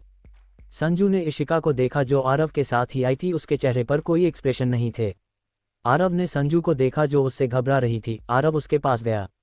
संजू ने हकलाते हुए कहा, भा ईवो, ये तो कुछ भी नहीं है। संजू को ऐसे हकलाते हुए देखकर आरव को अच्छा नहीं लगा, बल्कि उसे बुरा लगा कि उसकी गुड़िया उससे घबरा रही थी। उसने हमेशा कोशिश की थी कि संजू हमेशा उस पर भरोसा रखे, लेकिन आज ऐसा नहीं लग रहा था। उसका चेहरा एकदम शांत हो गया। उसने संजू के सर पर अपना हाथ रखा। संजू को उस स्पर्श में वही प्यार, वही एहसास हो रहा था जो आरव के हमेशा उसके सर पर हाथ रखने से होता था। उसे कुछ अलग नहीं लगा। संजू ने नम आंखों से आरव को देखा। आरव ने संजू से प्यार से कहा, मेरी गुड़िया मुझसे घबरा रही है। मैंने हमेशा अपनी पूरी कोशिश की, तुम कभी मुझसे डरो नहीं, लेकिन आज मेरी गुड़िया मुझसे डर रही है। आरव की बात सुनकर संजू की आंखों से आंसू बहने लगे। उसे रोते हुए देखकर आरव उसे अपने गले से लगाते हुए बोला, गुड़िया कितनी बार ये कहना पड़ेगा कि मुझे तुम्हारी आंखों में आंसू नहीं पसंद, और तुम क्यों रो रही हो? मैं तुमसे बिल्कुल भी नाराज नहीं हूँ। संजू ने रोते हुए कहा, भैया मुझे माफ़ कर दो। आरव प्यार से उसके सर को सहलाते हुए बोला, तुम क्यों माफ़ी मांग रही हो गुड़िया? तुमने कभी कुछ गलत नहीं किया। चुप हो जाओ। जब तक मैं हूं तब तक किसी भी रीजन की वजह से मेरी गुड़िया की आंखों में आंसू नहीं आने चाहिए। चुप हो जाओ। संजू कुछ देर तक रोती रही और आरव प्यार से उसके सर को सहलाता रहा जब तक वो शांत नहीं हो गई। आरव का प्यार भरा स्पर्श पाकर संजू शांत हो गई। इशिका ने उसे पानी पिलाया और उसकी आंखों को साफ किया। संजू ने आरव को देखा जो अब एकदम शांत था और अभी भी प्यार से उसका सर सहला रहा था। आरव समझ गया था कि संजू वैभव के बारे में उससे बोलने में डर रही है, तो उसने ही खुद वही तस्वीर को फ़ोन में मौजूद उसके सामने रखते हुए प्यार से पूछा, क्या मुझे कुछ बताना चाहती हो गुड़िया? मैंने हमेशा यही चाहा है कि तुम हर एक बात मुझे बताओ। अगर मैं ना हूं तो रो हमेशा तुम्हारे पास है। वो तो तुम्हारे लिए एक फ्रेंड भी है। क्या तुमने उसे कुछ बताया है? संजू ने धीरे से अपना नामे सर हिलाया। आरव ने प्यार से मुस्कुराते हुए कहा, जानती हो जब तुम्हारा जन्म हुआ था तो सबसे ज़्यादा खुश मैं था। मैं हमेशा कोशिश करता कि मैं तुम्हें सबसे ज़्यादा प्यार करूं और सबसे ज़्यादा मैं ही तुम्हारी परवाह करूं। मुझे पता ही नहीं चला कि कब मेरी गुड़िया इतनी बड़ी हो गई, क्योंकि मैं अब जब भी तुम्हें देखता हूं तो मुझे वही छोटी सी गुड़िया नज़र आती हो और मैं जानता हूं कि मेरी गुड़िया मुझे कुछ बताने में हिचकिचाएगी नहीं और मुझे अपने मन की बात बताएगी। मैं ना तो तुमसे पहले कभी नाराज था और ना ही कभी रहूंगा। तुमने कभी कुछ गलत नहीं किया और गलती हो भी जाए तब भी मैं तुमसे कभी नाराज नहीं हो पाऊंगा। मुझे अफसोस तो इस बात का है कि मैं अपनी गुड़िया का हाल भी इतने वक्त तक जान नहीं पाया। फिर वो रुककर उसके गालों पर आंसुओं के निशानों को देखकर बोला, ना जाने तुमने कितने ही आंसू ऐसे बहाए होंगे। मैं कहता हूँ कि मैं अपनी गुड़िया को एक पिता की तरह प्यार करता हूँ, लेकिन मैं तो वो बड़ा भाई भी ठीक से नहीं बन पाया जिससे तुम अपने मन की बात कह सको। जिस गुड़िया के लिए मैंने हमेशा उसके हंसना की कामना की है वो छुप कर रोती है। आरव की बात सुनकर संजू की आंखों में आंसू फिर से आ गए। वो आरव के गले लगते हुए बोली, मुझे माफ़ कर दीजिए, मेरा इरादा आपको चोट पहुंचाने का नहीं था। मैं आपको बताना चाहती थी लेकिन समझ नहीं आया कि कैसे बताऊं। मुझे ये डर नहीं था कि आप मुझ पर गुस्सा करेंगे, बल्कि मुझे। इतना कहकर उसने अपना सर झुकाते हुए धीरे से कहा, मुझे डर था कि आप उन पर गुस्सा करेंगे। वो बहुत अच्छे हैं भैया, उन्होंने कभी मेरा गलत फ़ायदा नहीं उठाया। उन्होंने हमेशा मेरी परवाह की, हमेशा मुझसे प्यार किया। वो तो मैं थी जो एक वक्त पर उनके साथ जाने के लिए भी तैयार हो गई थी, लेकिन उन्होंने ऐसा नहीं किया। उन्होंने मुझे समझाया। फिर वो आरव को देखते हुए नम आंखों से बोली, प्लीज़ भैया आप उन्हें कुछ मत कहना। अगर आप कहोगे तो मैं कभी दोबारा उनसे बात तक नहीं करूंगी, लेकिन प्लीज़। वो आरव प्यार से उसके सर को सहलाते हुए बोला, बस जानता हूँ वैभव बुरा इंसान नहीं है और वैभव मुझसे पहले ही बात कर चुका है, सिर्फ मेरी गुड़िया के लिए। ये सुनकर संजू ने आरव को देखा। आरव को वो दिन याद आया जब वो सब इशिका के घर से वापस जाने वाले थे। उस दिन सुबह रोनित, तेज, आरव एक साथ थे। तभी उनके तीनों के सामने कोई आकर खड़ा हो गया। तीनों ने सामने देखा तो सामने वैभव खड़ा था। वो वैसे ही मौजूद था जैसे वो रहता था। उसने बिना इधर उधर की बातें किए आरव से कहा, मुझे संजना के बारे में बात करनी है। ये सुनकर तेज की आईब्रो इकट्ठा हो गई, यहाँ तक कि उसके चेहरे पर गुस्सा दिखने लगा। वो उसकी तरफ बढ़ता कि रोनित ने उसे रोकते हुए कहा, तेजू वो बात करने आया है। तेज गुस्से से कुछ कहता कि आरव ने वैभव को देखते हुए कहा, कहो क्या कहना है। तेज ने आरव को आंखें बड़ी करते हुए देखा। अयान के कहने पर तेज ने कुछ नहीं कहा, लेकिन वो गुस्से से वैभव को देखता रहा कि एक मौका मिलते ही वो उस पर मारने के लिए टूट पड़ेगा। वैभव ने सीधा आरव से कह दिया, मैं संजना से प्यार से करता हूँ, वो मुझसे अब बात नहीं कर रही क्योंकि उसे आप लोगों का डर है। फिर वो गुस्से से तीनों को देखते हुए बोला, कैसे भाई हो, अपनी ही बहन को डरा रखा है। ये सुनकर तेज ने गुस्से से उसका कॉलर पकड़ लिया। वैभव को कोई फर्क नहीं पड़ा। रोनित तेज को पकड़ते हुए बोला, तेज छोड़ उसे। उसने मुश्किल से वैभव का कॉलर तेज की पकड़ से छुड़ाया। तेज ने गुस्से से वैभव को उंगली दिखाते हुए कहा, तेरी ये कहने की हिम्मत भी कैसे हुई और तू ये कैसे कह सकता है कि तू हमारी गुड़िया से प्यार करता है। वैभव ने उसे देखते हुए कहा, मेजर तेज आप भी तो किसी लड़की से प्यार करते हैं, शायद आपने भी उसी लड़की के भाई से ऐसा कहा था। क्या तब उन्होंने भी आपके साथ ऐसा ही बर्ताव किया था। वैभव की बात सुनकर तेज चुप हो गया, लेकिन वो उसने उसे गुस्से से घुना बंद नहीं किया। वैभव ने आरव से कहा, जानता हूँ आपका पूरी परिवार संजना से प्यार करता है, लेकिन मैं उन सबसे ज़्यादा करता हूँ। फिर वो अपनी पैंट की जेब में दोनों हाथ डालते हुए बोला, मेरा कोई खुद का परिवार नहीं है। मेरा पास्ट, मेरे बारे में सब कुछ आप तीनों जानते हैं। अगर आप ये सोचते हैं कि उसका मेरे साथ जुड़ने से उसकी ज़िंदगी खतरे में पड़ जाएगी, मैं ऐसा कभी होने नहीं दूंगा। मैं आप सबसे उससे शादी की बात करने नहीं आया हूँ, उसके लिए वो अभी छोटी है, उसके अभी पढ़ने के दिन है। मैं बस आप तीनों के पास एक मौका मांगने आया हूँ। फिर उसने आरव को देखते हुए कहा, अगर आपकी परमिशन है तो मैं उसका ख्याल रखना चाहूँगा, एक मौका चाहिए मुझे। रोनित ने आरव को देखा जिसके चेहरे पर कोई एक्सप्रेशन नहीं थे, वो बस शांति से वैभव की सारी बातें सुन रहा था। रोनित ने वैभव से कहा, हमें तुमसे कोई प्रॉब्लम नहीं है, यहाँ तक कि तेज को भी नहीं है। ये सुनकर वैभव ने तेज को देखा जिसका मन तो वैभव को जान से मार तक का कर रहा था, लेकिन अफसोस संजू सच में उस इंसान से प्यार करने लगी थी। अगर उसे मार दिया तो संजू अपना क्या हाल करेगी। ऐसा नहीं था कि उसे या किसी को संजू के बारे में पता नहीं था, जबकि आरव, रोनित और तेज तीनों को पल पल की संजू की खबर रहती थी। रोनित ने आगे कहा, और हम तुम्हारे बारे में भी जानते हैं। हम जानते हैं कि तुम अभी हमारी गुड़िया को प्यार करते हो, और हम सब भी किसी से प्यार करते हैं, तो हम प्यार के खिलाफ तो कभी हो नहीं सकते, चाहे हमारी बहन का ही प्यार क्यों ना हो। आरव ने वैभव से सीरियस होकर कहा, तुम एक मैच्योर इंसान हो, तुम्हें अच्छे से पता है सही और गलत क्या है, लेकिन मेरी गुड़िया अभी भी नादान है। चाहे उसके मन में तुम्हारे लिए फीलिंग्स हो, लेकिन हो सकता है वो सिर्फ कुछ वक्त के लिए हो। फ्लैशबैक। आरव ने आगे वैभव को देखते हुए कहा, चाहे वो बड़ी हो गई है, लेकिन फिर भी वो हमारे परिवार के लाड़ प्यार में बड़ी हुई है, इसलिए उसे अभी दुनियादारी की समझ नहीं है। इसलिए हम उसे आगे पढ़ने के लिए अब्रॉड भेज रहे हैं, ताकि वो इस दुनियादारी को देख सकें, अपने लिए खुद फैसले ले सकें।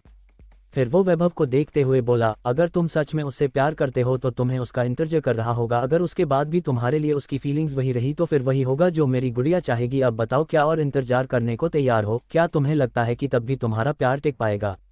वैभव ने मुस्कुराते हुए कहा, मुझे मंजूर है। आरव ने अपना सर हिला दिया और कहा, उम्मीद करता हूँ कि तुम्हें क्या करना है तुम्हें पता है।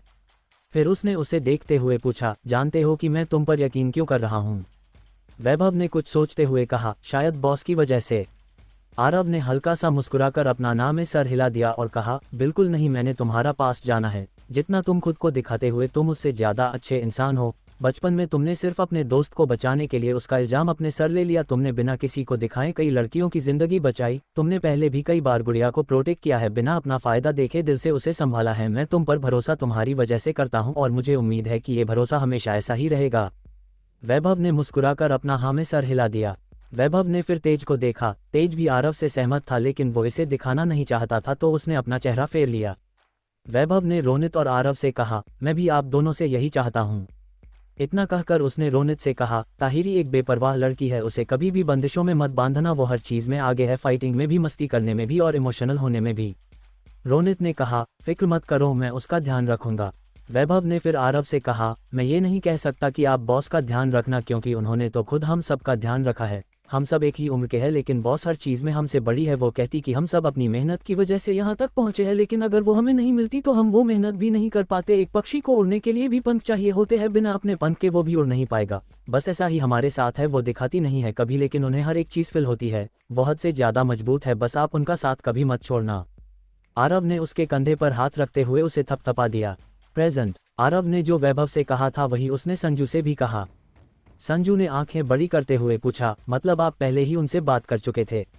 आरव ने अपना सर हिलाया और संजू से कहा, जिसके लिए वो तैयार हुआ उसके लिए तुम्हें भी तैयार होना होगा। तुम अब से उससे वापस आने के बाद ही मिल सकती हो। अगर तब भी तुम्हारा मन में वही हुआ जो अब है तुम्हारी, सच में मेरी गुड़िया बड़ी हो गई, वो अपने लिए फैसले ले सकती है। संजू खुश होकर आरव के गले लग गई और कहा, आप भैया वर्ल्ड के बेस्ट भैया हो। आरव ने प्यार से संजू का सर सहलाते हुए कहा, याद रखना गुड़िया, तुम्हारा ये भाई हमेशा तुम्हारे साथ है। मैं कभी तुमसे नाराज नहीं हो सकता। बस तुम अपना ध्यान रखो और खुश रहो, क्योंकि मुझे मेरी गुड़िया के चेहरे पर असली स्माइल पसंद है। संजू खुश होकर मुस्कुराने लगी, जिसमें वो पहले की तरह ही बेहद क्यूट लग रही थी।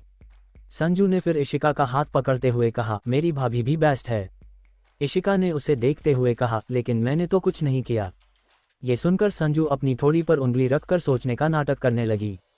फिर उसने इशिका के कान में जाकर कहा, ऐसे कैसे? आपने ही तो मेरे भैया को प्यार का मतलब सिखाया है, तो आपने तो इस पूरी दुनिया का सबसे मुश्किल काम किया है। आपने ही उनके पत्थर दिल को पिघलाया है। इशिका ने मुस्कुराते हुए कहा, सही कहा। फिर उसने एक गर्व वाली मुस्कान के साथ कहा, और ये मेरे अलावा और कोई कर भी नहीं सकता था, बहुत मुश्किल था। आरव ने उन दोनों को देखते हुए सख्ती से कहा, मैं तुम दोनों साफ सुन सकता हूँ।